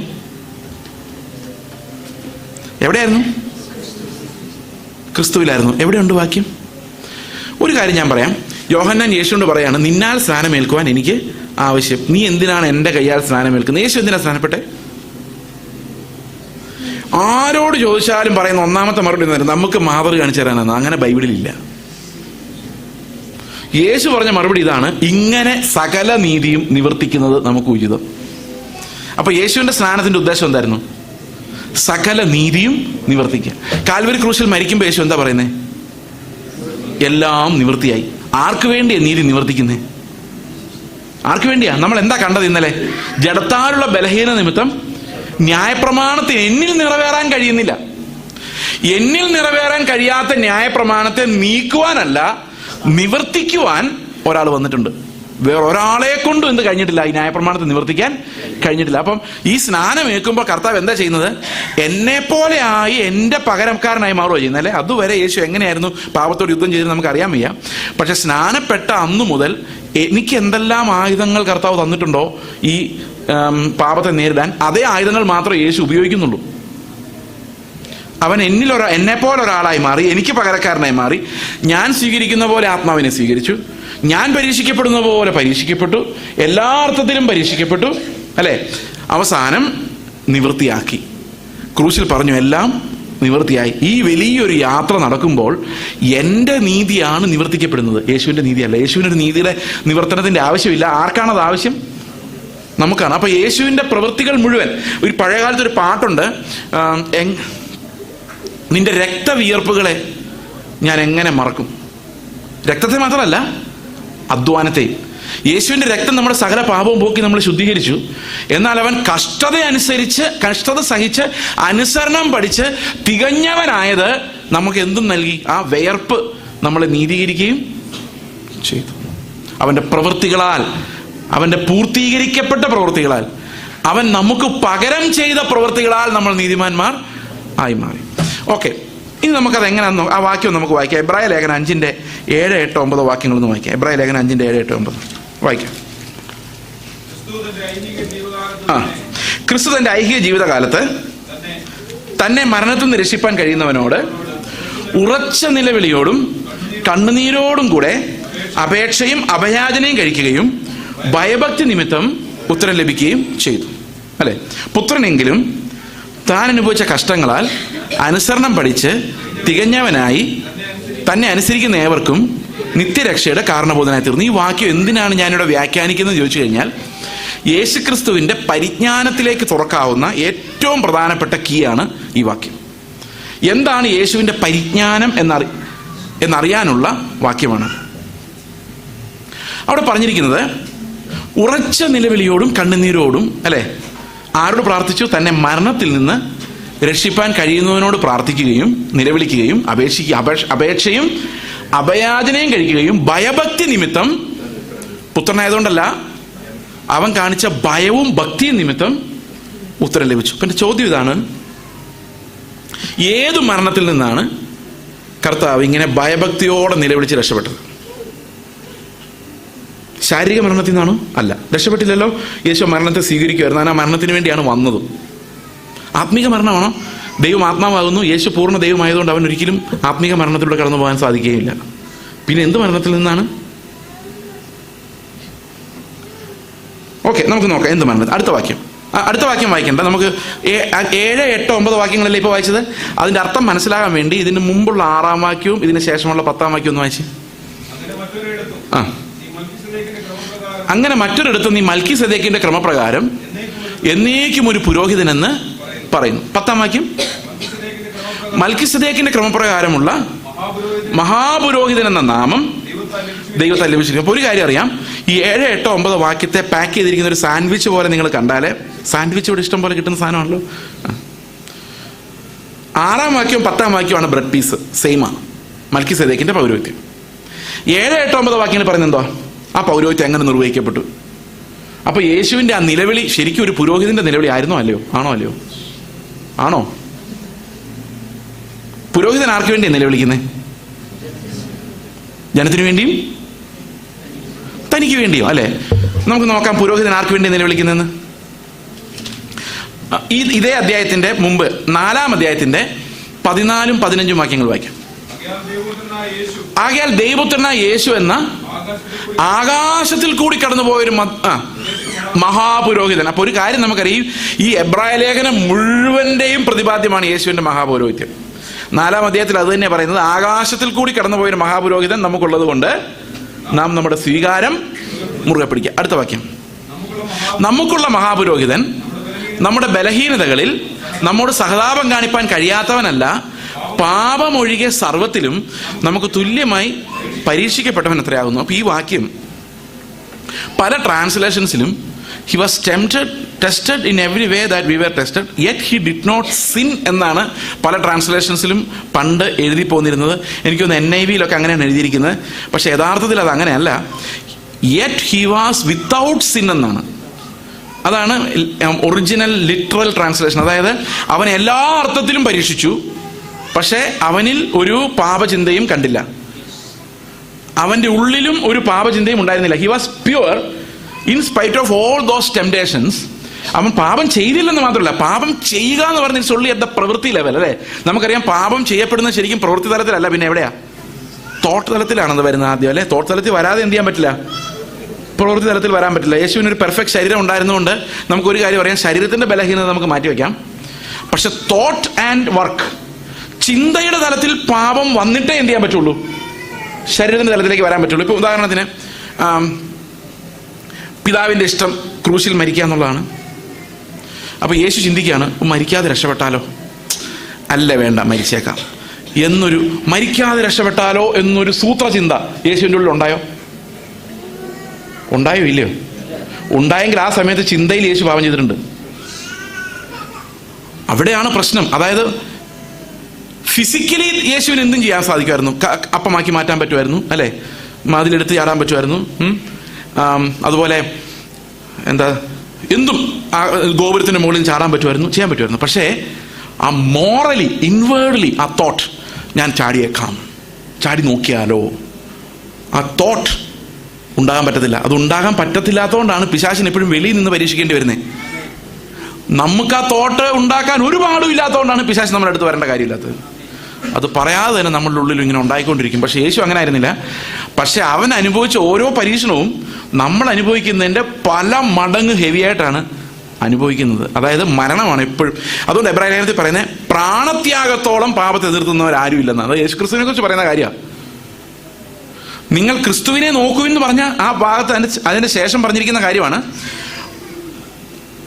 മരണത്തോളം പാപത്തെ എതിർത്ത് നിന്നിട്ടില്ല ആരും ഒന്ന്, നിങ്ങളാരും. അത് ആരും മാത്രമേ ചെയ്തിട്ടുള്ളൂ. അപ്പം ആ കല്ലുകൾ അപ്പമാക്കി മാറ്റാൻ പറയുമ്പം യേശു മരണത്തെ അതിജീവിക്കുകയാണ്. 40 ദിവസത്തെ കഠിനമായ ഉപവാസത്തിന് ശേഷം ലാസ്റ്റ് മോമെന്റിൽ മരണം വരാമെന്ന് പറഞ്ഞുകൊണ്ടാണ് പിശാച് വരുന്നത്. നീ ദൈവത്തിന്റെ പുത്രനല്ലേ, നീ ഇത് മാറ്റി കഴിച്ചു നോക്ക് എന്ന് പറയുമ്പം ദൈവത്വം പ്രയോഗിക്കാനാണ് അവനോട് പറയുന്നത്. Use your divinity and escape. കാരണം ദൈവത്തിന്റെ മകനാണല്ലോ. ഒരു മോറൽ സിൻ ചെയ്യാനല്ല അവിടെ പ്രലോഭിപ്പിക്കുന്നത്, ദൈവത്വം പ്രയോഗിക്കാൻ. അപ്പൊ കർത്താവ് അവിടെ റെസിസ്റ്റ് ചെയ്യുന്ന പാപം എന്താണെന്ന് വെച്ച് കഴിഞ്ഞാൽ, എനിക്ക് പകരക്കാരനാകാൻ വേണ്ടി കർത്താവ് പറയാണ്, ചേസിന് അവൈലബിൾ അല്ലാത്ത ഒരു റിസോഴ്സും ഞാൻ ഉപയോഗിക്കുന്നില്ല.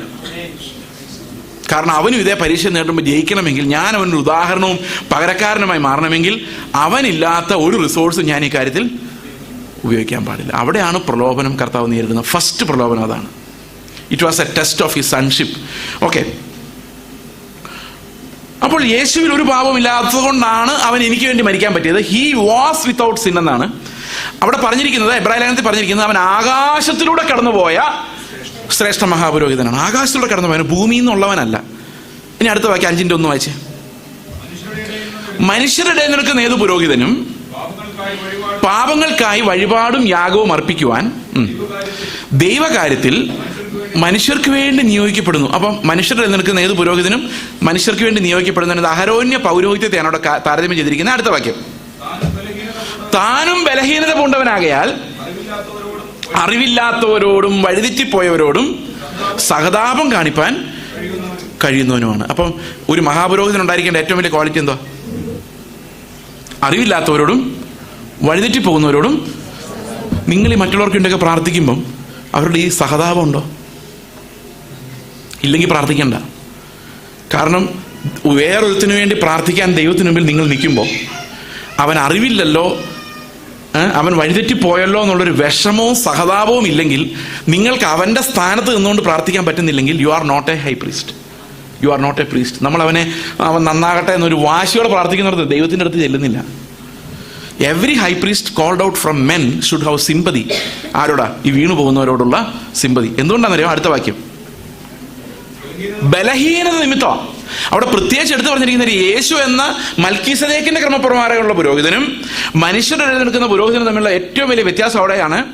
സാമ്യമുണ്ട്, വ്യത്യാസമുണ്ട്. സാമ്യം ഇതാണ്, രണ്ടുപേർക്കും നമ്മോട് സിമ്പതി ഉണ്ട്. വ്യത്യാസം ഇതാണ്, ഒരാൾ ആകാശത്തിലൂടെ കടന്നുപോയ ആളും മറ്റത് ബലഹീനതയുള്ള മണ്ണിൽ നിന്നെടുക്കപ്പെട്ട പുരോഹിതന്മാരുമാണ്. ഇപ്പൊ ബലഹീനതയുള്ള പുരോഹിതൻ എന്താ ചെയ്യുന്നത്?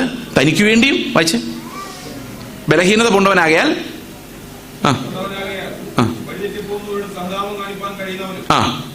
ബലഹീനത നിമിത്തം ജനത്തിനു വേണ്ടി എന്ന പോലെ തനിക്ക് വേണ്ടിയും പാപയാഗം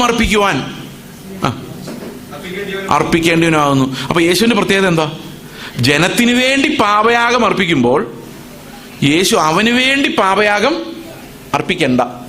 കാരണം എന്താ? അവൻ ബലഹീനതകളില്ലാതെ ആകാശത്തൂടെ കടന്നുപോയ ഒരു മഹാപുരോഹിതനാണ്. ഇനി താഴോട്ട് വായിക്കുമ്പോൾ മഹാപൗരോഹിത്യം എങ്ങനെ ഉണ്ടായി എന്ന എക്സ്പ്ലനേഷനാണ് പറഞ്ഞേക്കുന്നത്. ഇന്ന് ഞാൻ നിന്നെ ജനിപ്പിച്ചിരിക്കുന്നു എന്ന് പറഞ്ഞ പിതാവ് അവന് നൽകിയതാണെന്നും, അല്ലെ? ഇതിനെക്കുറിച്ചൊക്കെ ഒത്തിരി വിശദീകരിക്കാനുണ്ട്. ആ സമയം ഉണ്ടായ കാര്യം ഞാൻ പറഞ്ഞല്ലോ, അത് ഈ സമയത്ത്, ഇത് എബ്രായ ലേഖനം 5 പറഞ്ഞേക്കുന്നത് എപ്പോഴാണ് സമയം ഉണ്ടായതെന്ന്. ഇന്ന് ഞാൻ നിന്നെ ജനിപ്പിച്ചിരിക്കുന്നു എന്ന് പറയുന്നിടത്താണ് ആ സമയം ഉണ്ടാകുന്നത്. That's the day when Christ became our high priest. Okay, അതിനുമുമ്പ് കർത്താവില്ലെന്ന് യഹോവസാക്ഷികൾ പറഞ്ഞുകൊണ്ടിരുന്നത്. പക്ഷെ ഇന്ന് ഞാൻ നിന്നെ ജനിപ്പിച്ചിരിക്കുന്നു പറഞ്ഞത് എങ്ങനെയെന്നറിയോ? അനേകം മക്കൾക്ക് ആദിജാതനായി അപ്പോയിന്റ് ചെയ്തിരിക്കുന്നു. സർവ്വ സൃഷ്ടിക്കും ആദിജാതനായി പുത്രൻ വേർതിരിക്കപ്പെട്ടിരിക്കുന്നു എന്ന് പറഞ്ഞാൽ എന്താ അർത്ഥം? അന്ന് മുതൽ അവന്റെ യാഗത്തിന്റെ നിഴലിലാണ് ഈ ഭൂമി സൃഷ്ടിക്കപ്പെടുന്നതും ഇല്ലാതെയാകുന്നതും. ആ ഏകജാതനായ പുത്രൻ ആദ്യജാതനായി പ്രഖ്യാപിക്കപ്പെടുന്നതിനെയാണ് ഈ പൗരോഹിത്യം എന്ന് പറയുന്നത്. അവന്റെ യാഗത്തിലൂടെയാണ് നമ്മളെല്ലാം രണ്ടാം മക്കളായി വരുന്നത് കൊണ്ടാണ് അവൻ ആദിജാതനാകുന്നത്. എങ്ങനെ നിങ്ങളുടെ വീട്ടിൽ ഏകജാതൻ ആദിജാതനാകുന്നത്? എങ്ങനെയാ നിങ്ങളുടെ വീട്ടിലുള്ള ഒരു ഏകജാതൻ എങ്ങനെ ആദിജാതനാകുന്നത്? രണ്ടാമത്തെ കൊച്ചുണ്ടാകുമ്പോഴല്ലേ. അപ്പോൾ സ്വർഗത്തിലെ ഏകജാതനായ കർത്താവ് എങ്ങനെ ആദിജാതനായത്? സർവ്വ സൃഷ്ടിക്കും ആദിജാതനായി അവൻ നിയമിക്കപ്പെടുന്നു എന്ന് പറയുമ്പോൾ അതിനർത്ഥം എന്താ? നമ്മളെ കണ്ടു എന്നല്ലേ? എങ്ങനെയാണ് നമ്മളെ കണ്ടത്? അവന്റെ യാഗത്താലല്ലേ. അതുകൊണ്ടല്ലേ ലോകസ്ഥാപനം മുതൽ അറുക്കപ്പെടുന്ന ദൈവത്തിന്റെ കുഞ്ഞാട്. ടൈം നമ്മൾ കണ്ടു. ടൈമിൽ ആദ്യം മുതൽ അവസാനം വരെ അറുക്കപ്പെടുന്ന ദൈവത്തിന്റെ കുഞ്ഞാടെന്ന് പറഞ്ഞാൽ എത്ര പ്രാവശ്യം യേശു അറുക്കപ്പെട്ടു? ആകെ ഒരു പ്രാവശ്യം. പക്ഷെ അത് ദൈവത്തിന്റെ ഹൃദയത്തിൽ നിത്യതയിലാണ് തീരുമാനിക്കപ്പെട്ടത്. നിത്യതയിൽ തീരുമാനിക്കപ്പെട്ട ഒരു കാര്യം സമയത്തിലേക്ക് നമ്മൾ പകർത്തുമ്പം എല്ലാ സെക്കൻഡിലും അതുണ്ടാകണം. ഇപ്പൊ യേശുവിന്റെ മരണത്തിന്റെ നിഴൽ ഈ ലോകത്തുള്ള എല്ലാ സെക്കൻഡിലും നമുക്ക് അവൈലബിൾ ആണ്. അതുകൊണ്ടാണ് ഹാബേലിന്റെ രക്തത്തെക്കാൾ ഗുണകരമായി ഇന്നും സംസാരിക്കുന്ന യേശുവിന്റെ രക്തം എന്ന് പറയാൻ കാരണം അവന്റെ രക്തം, അവന്റെ യാഗം, അവന്റെ യാഗത്തിന്റെ ബെനിഫിറ്റ്സ് ഓരോ സെക്കൻഡിലും നമ്മൾ രക്ഷിക്കപ്പെടുമ്പോൾ മാത്രമല്ല നമ്മുടെ ജീവിതം അവസാനിക്കുന്നത് വരെ നമുക്ക് വേണ്ടി സംസാരിക്കുന്ന അവന്റെ രക്തം, അവന്റെ പൗരോഹിത്യം ആദ്യം മുതൽ അവസാനം വരെ നിലനിൽക്കുന്ന ഇറ്റേണൽ പ്രീസ്റ്റ്ഹുഡിനെ കുറിച്ചാണ് ഈ എബ്രായ ലേഖനം പറഞ്ഞു വരുന്നത്. അതിനിടയിലാണ് അവൻ പറയുന്നത് ഈ പൗരോഹിത്യത്തിൽ എന്തെല്ലാം ഉണ്ടായിരുന്നു. ഈ പൗരോഹിത്യത്തിൽ ഉണ്ടായിരുന്ന ഒരു നിലവിളി ഉണ്ടായിരുന്നു, കരച്ചിലുണ്ടായിരുന്നു, ഭയഭക്തിയോടെയുള്ള ഒരു അർപ്പണം ഉണ്ടായിരുന്നു, അനുസരണം ഉണ്ടായിരുന്നു. ഇതെല്ലാം ഉണ്ടായിരുന്ന ആർക്ക് വേണ്ടിയാണെന്നറിയോ? തന്നെ അനുസരിക്കുന്ന ഏവരും. അവിടെ എന്താ എഴുതിയിരിക്കുന്നത്? 9-ാം വാക്യത്തില് നിത്യരക്ഷയുടെ, നമുക്ക് നിത്യരക്ഷയുടെ കാരണബോധനായി തീരാൻ വേണ്ടി. അപ്പൊ ഞാനിങ്ങനെ ആലോചിക്കുമായിരുന്നു, കർത്താവ് ഇങ്ങനെ പ്രാർത്ഥിക്കാൻ വേണ്ടി രാവിലെ മുഴുവൻ അധ്വാനിച്ച് രോഗികളെ സൗഖ്യമാക്കി ഉപദേശിച്ചു മടുത്തു. നമുക്കറിയാം 1.5 മണിക്കൂർ സംസാരിക്കുമ്പം 2 മണിക്കൂർ സംസാരിക്കുമ്പോൾ നമ്മുടെ അത് മൈക്കുണ്ടായിട്ട് അത് 5000 പേരോടും 10,000 പേരോടും മലയുടെ മുകളിൽ കയറി അലറി വിളിച്ച് സംസാരിച്ച് മടുത്ത് ക്ഷീണിച്ച് എല്ലാവരും പറയും നിങ്ങൾ വീട്ടിൽ പോക്കാം മക്കളെ എന്ന് പറഞ്ഞിട്ട് കർത്താവിനെ തലചായ്ക്കാൻ സ്ഥലമൊന്നും ഉണ്ടായിരുന്നില്ല. കർത്താവ് ഏതെങ്കിലും മലയുടെ മുകളിൽ പോയിരുന്ന് കരഞ്ഞ് നിലവിളിച്ച് ഉറക്കെ അലറി വിളിച്ച് പ്രാർത്ഥിച്ചുകൊണ്ടിരിക്കുമായിരുന്നു, അല്ലേ? ഇപ്പം ഞാൻ ആലോചിക്കായിരുന്നു എന്തായി പ്രാർത്ഥിക്കുന്നതെന്ന് പോയി നോക്കാം. ഞങ്ങളെയൊക്കെ വീട്ടിൽ വിട്ടിട്ട് കർത്താവ് എന്തായി ചെയ്യുന്നതെന്ന് പോയി നോക്കാം. ചെല്ലുമ്പോൾ കർത്താവ് നിലവിളിക്കുന്നത് എങ്ങനെയാണെന്നറിയോ? എന്നെ മരണത്തിൽ നിന്ന് രക്ഷിക്കണമെന്ന്. ഈ ഞാൻ ആരാന്നറിയോ? മഹാപുരോഹിതൻ എവിടെയാണ് നിൽക്കുന്നത്? അവൻ്റെ ശരീരത്തെ യാഗം അർപ്പിക്കാൻ വേണ്ടി കൃപാസനത്തിൽ നിൽക്കുകയാണ്. യാഗാർപ്പണത്തിൻ്റെ വേദി നിന്നുകൊണ്ട് പറയുന്നത് എന്നെ മരണത്തിന് ഞാൻ ഏൽപ്പിക്കുകയാണ്, മരണത്തിൽ നിന്ന് എന്നെ രക്ഷിക്കണമേ എന്ന് പറയുമ്പോൾ ആരെ രക്ഷിക്കണമെന്നാ? ആരെല്ലാമാണോ യേശു വഹിക്കുന്നത്, ആരെല്ലാമാണോ യേശു ഓർത്തത്, ആ വേദനയിൽ കർത്താവ് എന്നെ ഓർത്തത് അറിയാമോ? ആ വേദനയിൽ. അപ്പം ഞാൻ പണ്ടൊക്കെ വിചാരിക്കായിരുന്നു പിതാവിന് എന്നോട് കരുണ തോന്നിയിട്ട് എന്നെ രക്ഷിച്ചതെന്ന്. പിന്നെ മനസ്സിലായത് എന്നാ കരുണ തോന്നാനാ? ഒരു കരുണ തോന്നാനുള്ളതും എൻ്റെ കയ്യിലില്ല. പിന്നെ എന്താ ദൈവം എന്നെ രക്ഷിച്ചതെന്ന് ചോദിച്ചു കഴിഞ്ഞാൽ എനിക്ക് വേണ്ടി മുറവിളിയിട്ട് നിലവിളിക്കുന്ന യേശുവിനോട് അവന് തോന്നിയ കരുണയാണ്. ഈ ചേസിന് വേണ്ടി അവൻ എന്താ കരച്ചിലാ കരയുന്നത്? അവനെ രക്ഷിച്ചേക്കാം. അതായത് പാപിയായ ഞാൻ എൻ്റെ പാപത്തിൻ്റെ നരകശിക്ഷയിൽ നിന്ന് രക്ഷപ്പെട്ട് സ്വർഗത്തിലേക്ക് എത്തണമെങ്കിൽ ഞാൻ പിതാവിൻ്റെ കാൽക്കൽ കിടന്ന് എത്രമാത്രം കരയണമായിരുന്നോ അത് മുഴുവൻ യേശു എനിക്ക് വേണ്ടി കരഞ്ഞു തീർത്തു എന്നാണ് അതിനർത്ഥം. ദാറ്റ് മീൻസ് അവൻ്റെ പൗരോഹിത്യം വാസ് പെർഫെക്റ്റ്. ഞാൻ ചെയ്യേണ്ടതെല്ലാം, ഞാൻ കരയേണ്ട കരച്ചിൽ, ഞാൻ ചെയ്യേണ്ട അനുസരണം. ലേവ്യ പൗരോഹിത്യം അങ്ങനല്ല. 2 മണിക്കൂർ 3 മണിക്കൂർ ശുശ്രൂഷ ചെയ്തു തീർന്നു. നിങ്ങൾ ആ 4, 5, 6 തൊട്ട് 10 വരെ വായിച്ചു നോക്കിയാൽ ഇത് 2 കമ്പാരിസൺ ആണ്. എന്നാൽ യേശുവിന്റെ മൽക്കിസദേക്കിന്റെ ക്രമപ്രകാരമുള്ള പൗരോഹിത്യം അങ്ങനല്ല. അത് അവസാനിക്കുന്നില്ല, അതിന്റെ ഉത്തരവാദിത്തങ്ങൾ തീരുന്നില്ല. യേശു അത് തുടർച്ചയായി ചെയ്തുകൊണ്ടിരിക്കുന്നു. അവൻ നമുക്ക് എല്ലാ അർത്ഥത്തിലും പകരക്കാരനായി മാറുന്നതാണ് നമ്മളവിടെ കാണുന്നത്. ഇനി യേശുവിന്റെ പുനരുത്ഥാനത്തെ കുറിച്ച് ഒരു വാക്ക് അവിടെ പറയേണ്ടതായിട്ടുണ്ട്. എന്തുകൊണ്ടാണെന്ന് വെച്ച് കഴിഞ്ഞാൽ ബൈബിളിൽ മുഴുവൻ കാണുന്നത് പിതാവ് അവനെ മരിച്ചവരുടെ ഇടയിൽ നിന്ന് ഉയർപ്പിച്ചു എന്ന്, അല്ലേ? പിതാവ് അവനെ മരിച്ചവരുടെ ഇടയിൽ നിന്ന് ഉയർപ്പിച്ചു. എന്താ സ്വയം എഴുന്നേറ്റ് പോഞ്ഞ്? അവിടെ യേശു യാഗം അർപ്പിച്ചിരിക്കുന്ന ആർക്ക് വേണ്ടിയാ? എനിക്ക് വേണ്ടിയാ. അപ്പൊ യേശു പുനരുത്ഥാനം ചെയ്ത് ആരെല്ലാം ഉയർത്തെഴുന്നേറ്റ് പോവും? പറ, ആരെല്ലാം ഉയർത്തെഴുന്നേറ്റ് പോവും? നമ്മൾ എന്താ കണ്ടത്? യേശുവിനെ പുനരുത്ഥാനം എഴുന്നേൽപ്പിച്ചു പിതാവ്, അവൻ നമ്മളെയും എഴുന്നേൽപ്പിക്കും എന്ന് പറയുമ്പോൾ എന്താ അതിനർത്ഥം? യേശുവിന്റെ പുനരുത്ഥാനം എത്ര പേരുടെ പുനരുത്ഥാനമാണ്? മനസ്സിലാവുന്നില്ല ഞാൻ പറയുന്നത്? ഈ പാപിയായ എന്റെയും കൂടെ പുനരുത്ഥാനമാണ്. അപ്പൊ അതിന്റെ സാങ്ഷൻ, അതായത് എന്നെ പിതാവ് രക്ഷിച്ചു, യേശുവിന്റെ യാഗം എനിക്കായുള്ളതായിരുന്നു, അത് പിതാവ് സ്വീകരിച്ചു എന്നുള്ളതിന്റെ തെളിവെന്താ? പിതാവ് അവനെ മരിച്ചവരിൽ നിന്ന് ഉയർപ്പിച്ചു. അപ്പൊ ആരെ ഉയർപ്പിച്ചു? പിതാവ്. എത്ര പേർ ഉയർത്തെഴുന്നേറ്റവരുണ്ട് ഇവിടെ? ഇതിനു വേണ്ടിയാണോ നമ്മൾ സ്തോത്രം ചെയ്യുന്ന ഞായറാഴ്ച കൂടി വരുമ്പോൾ? നമ്മൾ എന്താ ഏറ്റവും വലിയ അനുഗ്രഹം എന്ന് വിചാരിച്ചിരിക്കുന്നത്? ഇതിനു വേണ്ടിയാണോ നാം സ്തോത്രം ചെയ്യാറുണ്ടോ? എപ്പോഴെങ്കിലും ജീവിതത്തിൽ ഓർക്കാറുണ്ടോ? യേശുക്രിസ്തു കരഞ്ഞ് നിലവിളിച്ച് എനിക്ക് പകരക്കാരനായ അവൻ അലറി വിളിച്ച് വേദനയുടെ ക്രൂശിൽ പെടയുമ്പം ഞാൻ അനുഭവിക്കേണ്ട പെയിൻ അത്. It is not his pain. എന്റെ പകരക്കാരൻ അവന്റെ ശരീരത്തിലെ വേദന അനുഭവിക്കുക. He literally is facing that pain and death which I should have paid. ഞാൻ ആ സത്യത്തിൽ അവിടെ അലറി വിളിക്കേണ്ടത്. It is in my place that he's crying like that, അല്ലേ? അപ്പം ഇതിനകത്ത് വലിയൊരു കാര്യമുണ്ട്. ഞാനിത് പറയുന്നതിന് ഈ ഒരു യേശുക്രിസ്തുവിൻ്റെ ആ യാഗത്തെക്കുറിച്ച് പറയാനൊരു കാരണമുണ്ട്. ആ കാരണമാണ് ഇനി അടുത്ത 11-ാം വാക്യത്തിലേക്ക് വരുമ്പം, എബ്രായർ 5:11 വരുമ്പോൾ നമ്മൾ മനസ്സിലാക്കുന്നു. വായിക്കാവത്? ഇതിനെക്കുറിച്ച് ഞങ്ങൾക്ക് വളരെ പറയുവാനുണ്ട്. അതെന്താണെന്നാ ഈ പറയാൻ, യേശുക്രിസ്തുവിൻ്റെ ഈ യാഗവും എൻ്റെ വിശുദ്ധീകരണവും തമ്മിൽ എന്താ ബന്ധം? ഇതൊരു വളരെ നിർണായകമായ ഒരു പാസേജാണ് എബ്രായ ലേഖനത്തിൽ. അതിന്റെ ഇമ്പോർട്ടൻസ് നിങ്ങൾക്ക് വായിക്കും മനസ്സിലാവും. ഇതിനെക്കുറിച്ച് ഞങ്ങൾക്ക് വളരെ പറയുവാനുണ്ട്. എങ്കിലും നിങ്ങൾ കേൾപ്പാൻ മാന്ദ്യമുള്ളവരായതുകൊണ്ട് തെളിയിച്ചു തരാൻ പ്രയാസം. ഇതിനെക്കുറിച്ച് ഒത്തിരി പറയണമെന്നുണ്ട്. ഇതെന്തിനെ കുറിച്ചാണെന്നുള്ളത്, അതായത് ഈ ഒരു വിഷയത്തെക്കുറിച്ച്, യേശു എനിക്ക് പകരക്കാരനായതിനെ കുറിച്ച് ഒത്തിരി കാര്യങ്ങൾ പറയണമെന്നുണ്ട്. പക്ഷെ ഇതിപ്പോ പറയുന്നില്ല. കാരണം എന്താ? കാലം നോക്കിയാൽ ഇപ്പോൾ ഉപദേഷ്ടാക്കന്മാരായിരിക്കേണ്ട നിങ്ങൾ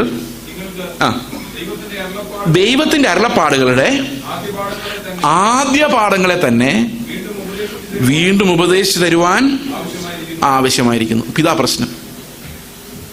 ഇതുകൊണ്ട് സഭയിൽ ഒന്നും പഠിപ്പിക്കാൻ പറ്റില്ല. അടുത്ത പ്രാവശ്യം ഞാൻ എവിടെയെങ്കിലും വരാൻ ദൈവം അനുവദിച്ചാൽ എൻ്റെ ഭയം ഇത് തന്നെ വീണ്ടും പ്രസംഗിക്കേണ്ടി വരുമെന്നാ. എത്ര പേര് കേട്ടു ഞാൻ പറഞ്ഞ? പ്രിയ സഹോദരങ്ങളെ, മനസ്സിൽ നിൽക്കുകയല്ല, പോവും. മരിച്ചതിൻ്റെ തെളിവൊക്കെ ഒരു ദിവസം നോക്കും, പിറ്റേ ദിവസം നമ്മൾ പൂർവാധികം ശക്തിയോടെ എഴുന്നേറ്റ് വരും. ഇതെന്താ സംഭവിക്കുന്നത് വെച്ച് കഴിഞ്ഞാൽ, ഈ പാല് കുടിച്ച് വളർന്നവർക്ക് കട്ടിയാഹാരം ദഹിക്കില്ല. നിങ്ങൾ ആലോചിച്ച് നോക്കിയേ, 50 വയസ്സ് വരെ ഇറച്ചി തിന്നിട്ടില്ല, വെറും പാല് മാത്രമേ കുടിച്ചിട്ടുള്ളൂ. പെട്ടെന്ന് ഒരു ദിവസം ഇറച്ചി കഷ്ണം പുള്ളിയുടെ തൊണ്ടയിൽ കുരുങ്ങിയ ഓപ്പറേഷൻ തിയേറ്ററിൽ കൊണ്ടുകൊണ്ട് വരും. ഇതെങ്ങനെ വിഴുങ്ങണമെന്നോ ചവയ്ക്കണമെന്നൊന്നും പുള്ളിക്ക്. അപ്പൊ സഭയിൽ വലിയൊരു പങ്കും ഈ അടിസ്ഥാന പ്രമാണങ്ങളാണേലും കുഴപ്പമില്ലായിരുന്നു. അടിസ്ഥാന പ്രമാണങ്ങൾ കുടിക്കുന്നവരെയാണ് ഇവിടെ പാലെന്ന് പറയുന്നത്. എനിക്കൊന്ന് ബ്രദറുകാരെ ഉദ്ദേശിച്ചത് പറയുന്നത് എനിക്ക് തോന്നി. കാരണം ബ്രദറുകാര്, സമയമാണ് ഒരു പ്രശ്നം. ഒരു ബ്രദറൻ ചർച്ചിൽ പ്രസംഗിക്കാൻ പോയി. ഇപ്പൊ വിശ്വാസത്തെക്കുറിച്ച് പറഞ്ഞു. അപ്പം ഞാൻ ഇല്ലാത്ത സമയത്ത് എൻ്റെ പ്രസംഗം കേൾക്കാത്ത ഒരാളത് കണ്ണിച്ചു. അടുത്ത സൺഡേ എങ്ങനെ കണ്ടിച്ചെന്നറിയോ? നമ്മൾ ബ്രദറുകാർക്ക് ഒരു അടിസ്ഥാന ഉപദേശമുണ്ട്. കൂടുതൽ നന്നാകാൻ പോയാൽ നമ്മൾ അന്യത ഉപദേശത്തിൽ പെട്ടുപോകും. അതുകൊണ്ട് ഉള്ളത് മതി. ഇങ്ങനെ കണ്ണിച്ചു. അപ്പൊ പാല് കുടിയാ. അപ്പൊ എത്ര വർഷം കഴിഞ്ഞാലും പരിശുദ്ധാത്മാവ് എന്ത് പറയുന്നു? അതെന്താ പരിശുദ്ധാത്മാവ് നമ്മൾ ചെയ്യുന്നവർക്ക് പറയാൻ അറിയത്തില്ല. ഇതാണ് പാല്. പക്ഷെ പെന്തക്കോസ്റ്റിൽ മിക്കവാറും കിട്ടുന്ന വെള്ളമാണോ എന്ന് എനിക്കൊരു സംശയമുണ്ട്. കാരണം അതുപോലും പറയാറില്ല.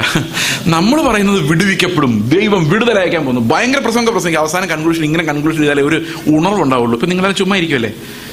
അങ്ങനെയെങ്കിലും ഒരു പ്രവചനം വന്ന, ഞാൻ ഒരു ദിവസം എൻ്റെ ചർച്ച ചോദിച്ചു, ഞാനൊരു ദിവസം എഴുന്നേറ്റ് നിന്ന് നിങ്ങളെ ഭൗതിക സമൃദ്ധിക്ക് വേണ്ടി പ്രവചിച്ചാൽ നിങ്ങൾ വിശ്വസിക്കുമോ? അപ്പോൾ ചേസ് പാസ്റ്റർ ഇങ്ങനെ പറയാത്ത ആൾ ഇത് പറഞ്ഞപ്പോൾ എന്തെങ്കിലും കാണും, ഒരു വൈബ്രേഷൻ ഉണ്ടാക്കാൻ അത് മതി. പ്രിയ സഹോദരങ്ങൾ, ഇതാണ് പ്രശ്നം. നമ്മൾ എവിടെ ചെന്നാലും അവസാനിപ്പിക്കുന്ന ലോകത്തിലാണ്, നിത്യതയിലല്ല. എവിടെ ചെന്ന് അവസാനം ഒരു എക്സൈറ്റ്മെന്റ്, മനുഷ്യൻ എന്തെങ്കിലുമൊക്കെ ഒന്ന് തോന്നണമെങ്കിൽ, ഒരു സന്തോഷം തോന്നണമെങ്കിൽ ഭൂമിയെക്കുറിച്ച് 2 കാര്യങ്ങൾ പറയണം. അതുകൊണ്ട് പാലുകുടിയിലേക്ക് ഇതിങ്ങനെ വീണ് പാലുകുടി പോയി, പിന്നെ പാലും വെള്ളമായി. ഇപ്പം പാല് പോലും അതിനകത്ത് കാണാൻ വയ്യാത്തൊരവസ്ഥയിലേക്ക് വന്നു.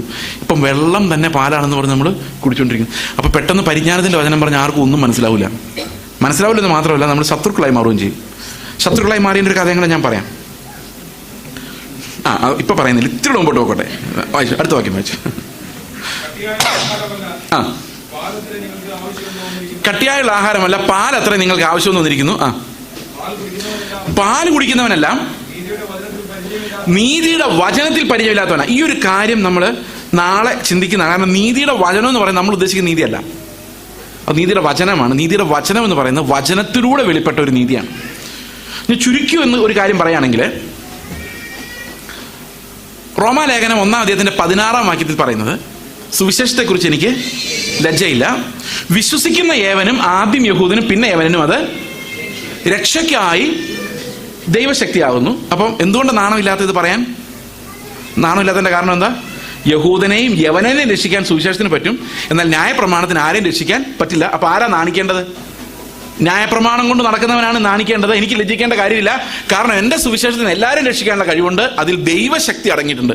എന്താ ദൈവശക്തി? അടുത്ത വാക്യം. അതിൽ ദൈവത്തിന്റെ നീതി വിശ്വാസം ഹേതുവായും വിശ്വാസത്തിനായിക്കൊണ്ടും. അപ്പൊ സുവിശേഷത്തിലൂടെ വെളിപ്പെടുന്ന നീതി വിശ്വാസത്തിനായിക്കൊണ്ടും വിശ്വാസം ഹേതുവായിട്ടുമാണ്. ലോകത്തിലുള്ള മറ്റെല്ലാ നീതിയും പ്രവർത്തിക്ക് വേണ്ടിയാണ്. ഉദാഹരണത്തിന്, നിങ്ങൾ മഹാത്മാഗാന്ധിയുടെ ജീവിതത്തെക്കുറിച്ച് പഠിക്കുകയാണെങ്കിൽ എന്തിനാ പഠിക്കുന്നറിയോ? നമ്മൾ അങ്ങനെ ആകാൻ വേണ്ടിയാ. ആണോ അല്ലയോ? ഇന്നിപ്പോൾ ഞാൻ വന്ന് എൻ്റെ ജീവിതത്തെക്കുറിച്ച് പ്രസംഗിക്കും, ഞാൻ അങ്ങനെയാണ് ഇങ്ങനെയാണെന്ന് പ്രസംഗിച്ചാൽ എന്താ ഞാൻ പ്രതീക്ഷിക്കുന്നത്? നിങ്ങളെല്ലാവരും എന്നെ വിശ്വസിക്കണമെന്നാണോ, അത് എന്നെ പോലെ ആകണമെന്നാണോ? പറ. നിങ്ങൾ പിള്ളേരോട് പറയല്ലേ, ഞങ്ങളൊക്കെ ചെറുപ്പകാലത്ത് എന്ത് കഷ്ടപ്പെട്ട് പഠിച്ചാ? ചുമ്മാ പറയുന്ന. എന്നാലും നമ്മുടെ അപ്പനന്മാർക്കറിയാം എന്ത് കഷ്ടപ്പെട്ടു, നമ്മളെ ഒന്നും മര്യാദ പഠിപ്പിക്കും. അപ്പം നമ്മൾ പിള്ളേരോട് പറയുമ്പോൾ അങ്ങനെയൊന്നുമല്ല പറയുന്നത് അല്ലേ? അപ്പം നമ്മളെന്താ പ്രതീക്ഷിക്കുന്നത്? വിശ്വസിക്കണം എന്നേന്നാണോ? അല്ല, നമ്മൾ ചെയ്ത പോലെ അവനും. ഇപ്പൊ ലോകത്തിൽ വെളിപ്പെട്ട എല്ലാ നീതിയും, മനുഷ്യനീതിയും ഡിമാൻഡ് ചെയ്യുന്നത് ഒബീഡിയൻസ് ആണ്, വർക്കാണ്. കേട്ടോ എല്ലാവരും? എന്നാൽ ദൈവത്തിന്റെ നീതി വെളിപ്പെട്ടു വന്നപ്പോൾ വർക്കല്ല ഡിമാൻഡ് ചെയ്തത്, ഫെയ്ത്ത് ആണ്. അതെങ്ങനെയാന്ന് ചോദിച്ചു കഴിഞ്ഞാൽ, യേശുവിന്റെ ജീവിതത്തെ കുറിച്ച് പറയുമ്പോൾ ആരും പറയില്ല നമുക്കും തുടങ്ങാവിടെ അങ്ങനെയെന്ന്. പറയാൻ പറ്റുമോ? പറയാൻ പറ്റുമോ ഇല്ലയോ? പറ. യേശുവിനെ പോലെ ജീവിക്കാന്ന് പറഞ്ഞാൽ ആർക്കെങ്കിലും ഇറങ്ങാൻ പറ്റുമോ? ഒരു ക്രൂശല്ല, ഒരുത്തൻ അറസ്റ്റ് ചെയ്യാൻ വേണ്ടി പിടിക്കുമ്പോഴേ നമ്മുടെ സൗണ്ട് ആ യെരുശലേമും യഹൂദയും എല്ലാം കേൾക്കുമായിരുന്നു. അതുപോലെ അറിവ് വിളിച്ചിരുന്നു നമ്മളല്ലേ.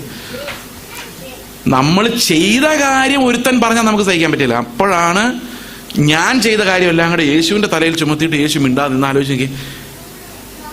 അപ്പൊ യേശുവിന്റെ നീതി വെളിപ്പെട്ടപ്പോൾ ഒരു കാര്യം മനസ്സിലായി, മനുഷ്യർക്ക് മൊത്തം ഒരു കാര്യം മനസ്സിലായി.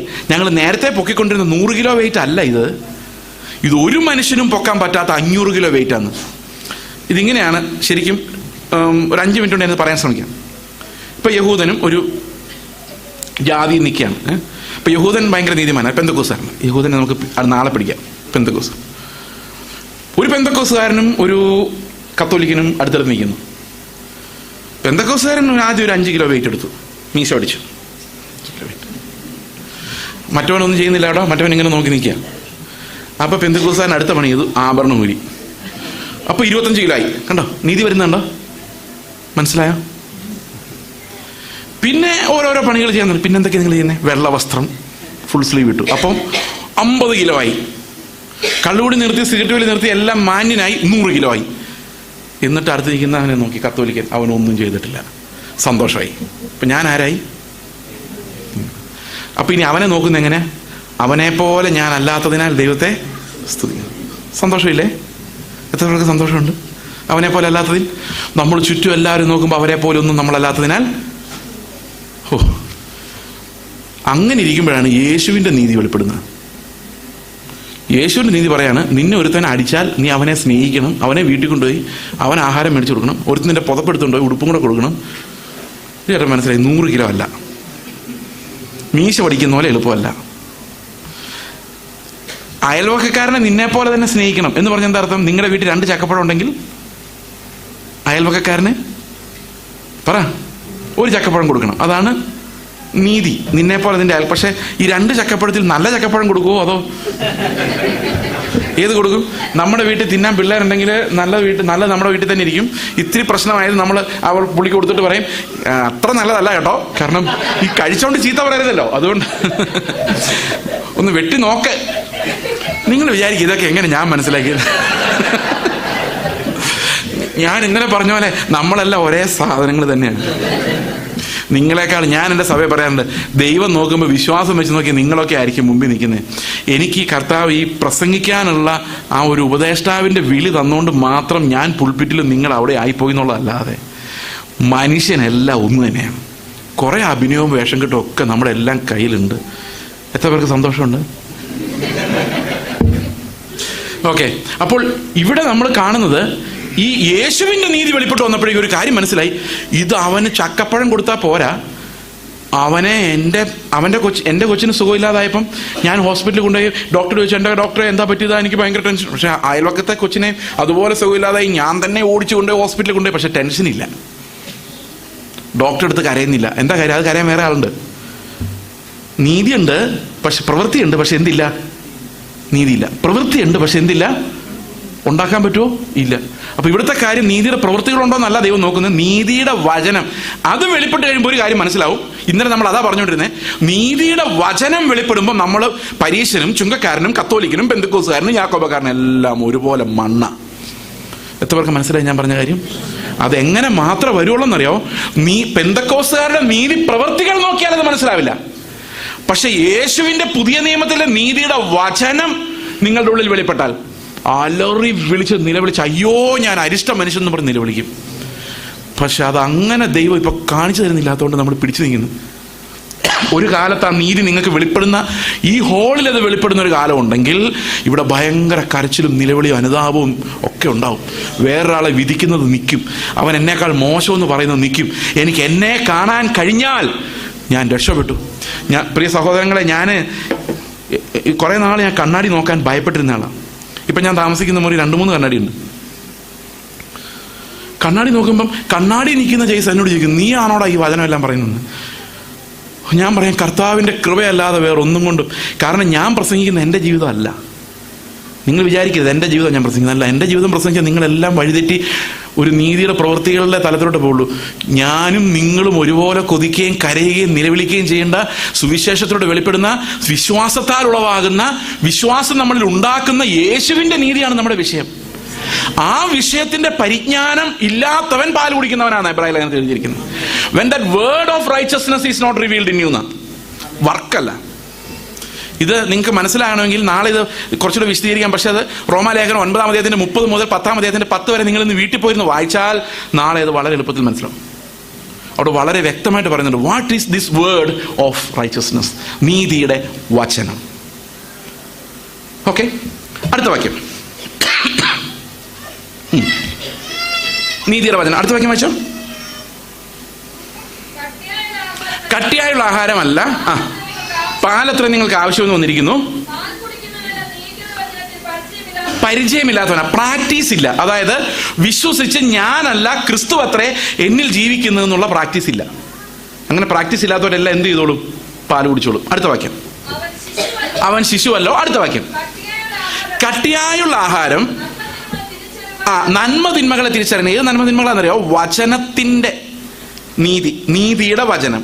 നീതിയുടെ വചനത്തിന്റെ അടിസ്ഥാനത്തിൽ എന്ത് കറക്റ്റ് എന്ത് തെറ്റ് എന്ന് വിവേചിക്കാൻ കാലത്തിന്റെ തഴക്കത്താൽ അഭ്യാസം വന്ന ഇന്ദ്രിയങ്ങളുള്ളവരായി പ്രായം തികഞ്ഞവർക്കേ പറ്റുകയുള്ളൂ. അപ്പം ഇവിടെ പറയുന്ന എബ്രായ ലേഖനത്തിൽ പറയുന്നത്, യേശുക്രിസ്തു എന്താ നമുക്ക് പകരം ചെയ്ത് അവന്റെ മഹാപൗരോഹിത്യത്തിന്റെ മർമ്മങ്ങൾ അറിയണമെങ്കിൽ, അതിനെക്കുറിച്ച് കൂടുതൽ വിശദീകരണം നിങ്ങൾക്ക് വേണമെങ്കിൽ, നിങ്ങൾ ശിശുക്കളെ പോലെ പാൽ കുടിക്കുന്നവരാകരുത്. എന്തറിയണം? ഭേദാഭേദങ്ങളെ വിവേചിക്കുവാൻ, അതായത് ദൈവത്തിന്റെ വചനപ്രകാരമുള്ള നീതിയെയും മനുഷ്യൻ പ്രൊഡ്യൂസ് ചെയ്യുന്ന നീതിയെയും തമ്മിൽ വേർതിരിച്ച് നന്മ ഏത് തിന്മ ഏതെന്ന് വേർതിരിക്കാനുള്ള ആ തഴക്കത്താലുള്ള അഭ്യാസം വന്നവർക്ക് മാത്രമേ യേശുവിന്റെ പരിജ്ഞാനത്തിലേക്ക് കടക്കാൻ സാധിക്കുള്ളൂ. അവിടെ പറയുന്ന ബാലപാഠങ്ങളെ കുറിച്ചുള്ള അറിവ് പാലും യേശുവിന്റെ പരിജ്ഞാനം കട്ടിയാഹാരമായിട്ടാണ്. അടുത്ത 6-ാം അധ്യായത്തിന്റെ 1 മുതൽ വായിക്കും, നമുക്ക് മനസ്സിലാവും. ആദ്യ പാഠങ്ങളെ വിട്ട് യേശുക്രിസ്തുവിൻ്റെ പരിജ്ഞാനപൂർത്തി പ്രാപിക്കുവാൻ ഉത്സാഹിക്കുക. അപ്പോൾ യേശുവിൻ്റെ പരിജ്ഞാനവുമായി ബന്ധമുള്ള വാക്യമാണ് യേശു എങ്ങനെയാണ് നമുക്ക് പകരം അനുസരിച്ചത് എന്നുള്ള വാക്യം. എനിക്കിത് പൂർണ്ണമായിട്ട് മനസ്സിലാവുന്നുണ്ടെന്ന് എനിക്കറിയില്ല. യേശു എനിക്ക് പകരം അനുസരിക്കുമ്പോൾ ഞാൻ അവൻ്റെ കൂടെ അവനിൽ ഉണ്ടായിരുന്നു എന്നുള്ള മർമ്മം എനിക്ക് എങ്ങനെയാണ് പ്രയോജനം ചെയ്യുന്നതെന്ന് ചോദിച്ചു കഴിഞ്ഞാൽ, അത് ബാലപാഠങ്ങളെ വിട്ട് യേശുവിൻ്റെ പരിജ്ഞാനം പ്രാപിക്കാനുള്ള ഉപദേശമായിട്ടാണ് എനിക്കത് മാറുന്നത് എന്നാണ് എബ്രായ ലേഖനകർത്താവ് ഇവിടെ പറയുന്നത്. എങ്ങനെയാണ് വിവേചിക്കുന്നതെന്നറിയാം? വചനത്തിന് മാത്രമേ വിവേചിക്കാൻ പറ്റുള്ളൂ. അത് എബ്രായർ 4:12 എന്താ എഴുതിയിരിക്കുന്നത്? എബ്രായർ 4:12, ജസ്റ്റ് ഫൈനൽ മോമെന്റ്. ദൈവത്തിന്റെ വചനം ജീവനും ചൈതന്യവുമുള്ളതായി ഇരുവായ്ത്തലുള്ള ഏതു വാളിനേക്കാളും മൂർച്ചയേറിയതും പ്രാണനെയും ആത്മാവിനെയും സന്ധിമജ്ജകളെയും വേർപെടുവിക്കും വരെ തുളച്ചു ചെല്ലുന്നതും ഹൃദയത്തിന്റെ ചിന്തനങ്ങളെയും ഭാവങ്ങളെയും വിവേചിക്കുന്നതുമാകുന്നു. ഈ വാക്യത്തിന്റെ അർത്ഥം എന്താണ്? നമ്മൾ സാധാരണ വിചാരിക്കുന്നത്, ബ്രദറെ, ദൈവത്തിന്റെ വചനം ഉണ്ടല്ലോ, ഇരുവായ്ത്തലുള്ള വാള, അത് പ്രസംഗിക്കുന്നവനെയും വെട്ടും കേൾക്കുന്നവനെയും വെട്ടും. കേട്ടിട്ടുണ്ടോ? അങ്ങനല്ല അതിൻ്റെ അർത്ഥം. അവിടെ പറഞ്ഞിരിക്കുന്നത് 2 കാര്യങ്ങളെക്കുറിച്ചാണ്. ഒന്ന്, ഇരുവായ്ത്തലുള്ളൊരു വാള്. പിന്നെ പറഞ്ഞിരിക്കുന്നത് അതിനേക്കാൾ മൂർച്ചയേറിയ ദൈവത്തിൻ്റെ വചനം. വെട്ടുകൊള്ളുന്ന സാധനം 2 ഉണ്ട്. ഒന്ന് സന്ധി മജ്ജകൾ, മറ്റൊന്ന് ആത്മാവും പ്രാണനും. ഈ കോഴി, ചിക്കൻ കഴിക്കുമ്പോഴേ ഇതിൻ്റെ മജ്ജ എങ്ങനെയാണ് നിങ്ങൾ കഴിക്കുന്നത്? വേവിച്ച ചിക്കൻ്റെ മജ്ജ എങ്ങനെ കഴിക്കാം? നിങ്ങൾ പറ, എങ്ങനെ കഴിക്കാം? ഒരു വെട്ട് കൊടുത്തിട്ട് ഒരു വലി, അല്ലേ? അപ്പൊ അതിനകത്തെല്ലാം ഉള്ള മജ്ജ എല്ലാം കൂടെ വായിക്കാത്തോട്ട് പോകും, അല്ലേ? ഓക്കെ. എന്നാൽ വേവിക്കുന്നതിന് മുമ്പാണെങ്കിലോ മജ്ജ വേർതിരിക്കാൻ പറ്റൂ? എന്ത് ചെയ്യണം? ഒരു ഷാർപ്പ് സർജിക്കൽ നൈഫ് വെച്ച് മുറിച്ചാലും ഈ മജ്ജയും അസ്ഥിയും കൂടെ കൂടിക്കുഴഞ്ഞിരിക്കത്തുള്ളൂ. ചെത്തിയാലും കുറച്ച് വെള്ളം ഇവിടെ ഇരിക്കും, കുറച്ച് റെഡ് അപ്പുറത്ത് പോകും, അല്ലേ? അങ്ങനല്ലേ? അപ്പൊ അതിനെ വേർതിരിച്ചെടുക്കണമെങ്കിൽ എങ്ങനെയുള്ള നൈഫ് വേണം? ആ സന്ധി മജ്ജകളെ വേർതിരിക്കണമെങ്കിൽ എങ്ങനെയുള്ള നൈഫ് വേണം? ഭയങ്കര ഷാർപ്പായിട്ടുള്ള, ഇരുവായ്ത്തലെ ബ്ലേഡിനേക്കാളും ഷാർപ്പായിട്ടുള്ള, ഒരു സർജിക്കൽ ഇൻസ്ട്രുമെന്റിനേക്കാളും ഷാർപ്പായിട്ടുള്ള ഒരു സാധനം ഉണ്ടെങ്കിൽ എന്ത് ചെയ്യാൻ പറ്റുള്ളൂ? ഈ മജ്ജയെ വേർതിരിച്ചെടുക്കാൻ പറ്റുള്ളൂ, അല്ലേ? അതുപോലെ കൂടിക്കുഴഞ്ഞു കിടക്കുന്ന ഒരു കാര്യമാണ് നമ്മുടെ നന്മകളും യേശുവിൻ്റെ വചനത്താലുള്ള നീതിയും. ആത്മാവിൽ നിന്ന് വരുന്ന നീതിബോധവും നമ്മുടെ ബ്രിങ്ങിങ് അപ്പിൽ നിന്ന് വരുന്ന നീതിബോധവും തമ്മിൽ, പ്രാണനും ആത്മാവും തമ്മിൽ ഇങ്ങനെ കൂടിക്കുഴഞ്ഞു കിടക്കുന്നത്. ഇത് വേർതിരിക്കുന്ന വാളെന്ന് പറയുന്നത് ഈ ദൈവത്തിൻ്റെ വചനമാണ്. അതെങ്ങനെ വേർതിരിക്കണം എന്ന് ചോദിച്ചു കഴിഞ്ഞാൽ, ആത്മാവും പ്രാണനും 2ആയി വേർപെടുന്ന വരെ ഈ വചനം നമ്മുടെ അകത്ത് തഴക്കത്താൽ അഭ്യാസം വന്ന് ഇത് 2നെ വേർപിരിക്കുന്നവരെ അത് തുളച്ചു ചെല്ലണം. അങ്ങനെ തുളച്ചു ചെന്ന് നമുക്കൊരു കാര്യം മനസ്സിലാവും, ഇത് ആത്മാവിൽ നിന്നാണ്, ഇത് പ്രാണനിൽ നിന്നാണ്. ഇത് വലിയ ഇമ്പാക്റ്റ് ഉണ്ടാക്കുന്ന കാര്യമാണ്. ഒരു ഉദാഹരണത്തോടെ പറഞ്ഞിട്ട് ഞാൻ അവസാനിപ്പിക്കാം. സമയം പോയെന്ന് എനിക്കറിയാം, ബട്ട് നോ ഓപ്ഷൻ. ഇത് പറയാതെ തീർക്കാൻ പറ്റില്ല. ഞങ്ങൾ ഓങ്കോളിലായിരിക്കുമ്പം ഞങ്ങൾ വളരെ സാമ്പത്തികമായ പ്രയാസത്തിലൂടെ കടന്നു പോകുന്നൊരു കാലമാണ്. നിങ്ങൾ ആരെങ്കിലും അന്ന് വീട്ടിൽ വന്നിട്ട് ഞങ്ങളൊരു പായ വിരിച്ച് നിലത്തോട്ടിരുന്നോളാൻ പറയുള്ളൂ. കാരണം there is no option of sitting in a chair. 25 രൂപയായിട്ട് ഞാൻ ചിക്കൻ കടയിൽ പോയിക്കുന്നുണ്ട് പിള്ളേർക്ക് ചിക്കൻ വാങ്ങിച്ചു കൊടുക്കാൻ വേണ്ടി. ഒരു 100 ഗ്രാം കിട്ടുമെന്ന് അറിയാൻ വേണ്ടി. That was the situation. അയൽവക്കത്തെ കടയിൽ 40 രൂപ കടം. ഇങ്ങനെയായിരുന്നു അന്ന്. ഇത് ഇന്നല്ല കേട്ടോ, 15 വർഷം മുമ്പുള്ള കാര്യം ഞാനീ പറയും. ഓക്കെ. അപ്പോൾ ഒരു ദിവസം രാത്രി ഞാനൊരു സ്വപ്നം കാണുക. സ്വപ്നം ഇതാണ്: ഞാനൊരു പാറപ്പുറത്തൂടെ ഭയങ്കര മുള്ളിനിടയിലൂടെ കഷ്ടപ്പെട്ട് ഞെരിഞ്ഞ് കയറി പോയിക്കൊണ്ടിരിക്കുക. മുറിയുന്നുണ്ട് ദേഹമാകെ. അപ്പോൾ ഈ മുള്ളിനിടയിലൂടെ നോക്കുമ്പോൾ ഒരു നല്ല റോഡ് താഴേക്കൂടെ പോകുന്നു. സ്വപ്നം കേട്ടോ, ദർശനമൊന്നുമല്ല. എന്നോട് ചോദിച്ചു, അപ്പോൾ നിങ്ങൾ ദർശനമല്ലാത്ത സ്വപ്നം കാണാറുണ്ടോ എന്ന്. ഞാൻ പറഞ്ഞു, അതേ കാണാറുള്ളൂ. കാരണം ദൈവം സുബോധം ഉള്ളപ്പോൾ സംസാരിക്കുന്നത് എനിക്കിഷ്ടം. എന്നോടൊരു വാക്ക് പറയണമെങ്കിൽ ദൈവം എന്നെ അടിച്ച് ബോധം കെടുത്തിടണമെന്ന് പറഞ്ഞു കഴിഞ്ഞാൽ ഞാൻ ഇന്നും പഴയ നിയമത്തിലാണ്. ഇനി അപ്പം ഞാൻ മുള്ളിനിടയിൽ നോക്കിയപ്പോൾ നല്ല റോഡ് പോകുന്നു. അപ്പം ഞാൻ സ്വപ്നത്തിൽ പറയും, എൻ്റെ കർത്താവേ, ഞങ്ങളുടെ കഷ്ടത കണ്ട് നീ ഞങ്ങൾക്കൊരു നല്ല വഴി തുറന്നതിനായിട്ട് സ്തോത്രം. സ്വപ്നത്തിലാണ് പറയുന്നത്. കണ്ണ് തുറന്നു, വചനം: നാശത്തിലേക്കുള്ള വഴി വിശാലവും അതിലേക്ക് കിടക്കുന്നവർ അനേകരുമാണ്. വാള്. 3 ആഴ്ച കഴിഞ്ഞപ്പം ദാ വരുന്നു അമേരിക്കയിൽ നിന്ന് സപ്പോർട്ട്. 20 അമേരിക്കൻ സായിപ്പന്മാരുടെ ചർച്ചിൻ്റെ ക്യാപ്റ്റനാണ് വന്നിരിക്കുന്നത്.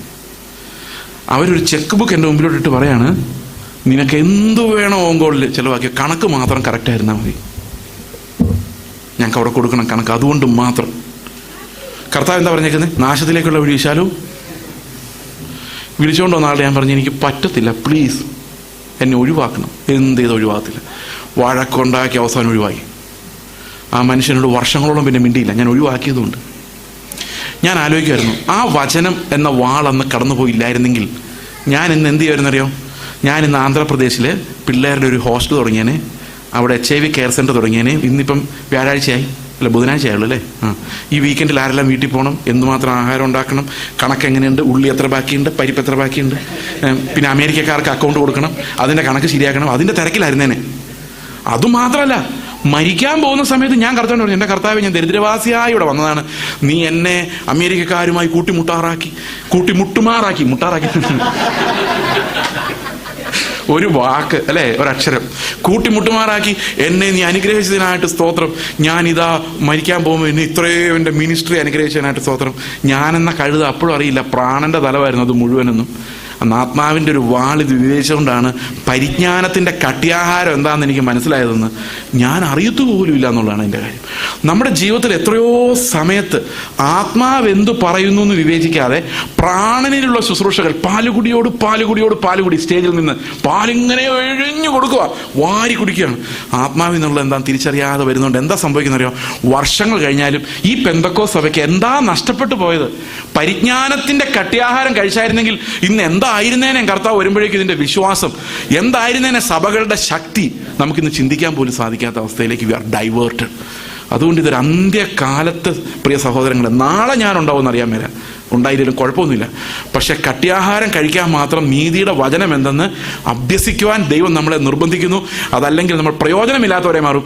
യേശു എനിക്ക് പകരം വേദന അനുഭവിച്ച്, കഷ്ടം അനുഭവിച്ച്, അനുസരണം പഠിച്ച്, നമുക്കായി നിലവിളിച്ച് കരഞ്ഞ് അവൻ നേടിയെടുത്ത സാൽവേഷനകത്ത് ഒരു വലിയ റിച്ച്നെസ് ഉണ്ട്, ഒരു വലിയ ധനസമൃദ്ധിയുണ്ട്. ആ ധനസമൃദ്ധി എന്താണ് നമ്മൾ അടുത്ത ദിവസം ചിന്തിക്കാം. ദൈവം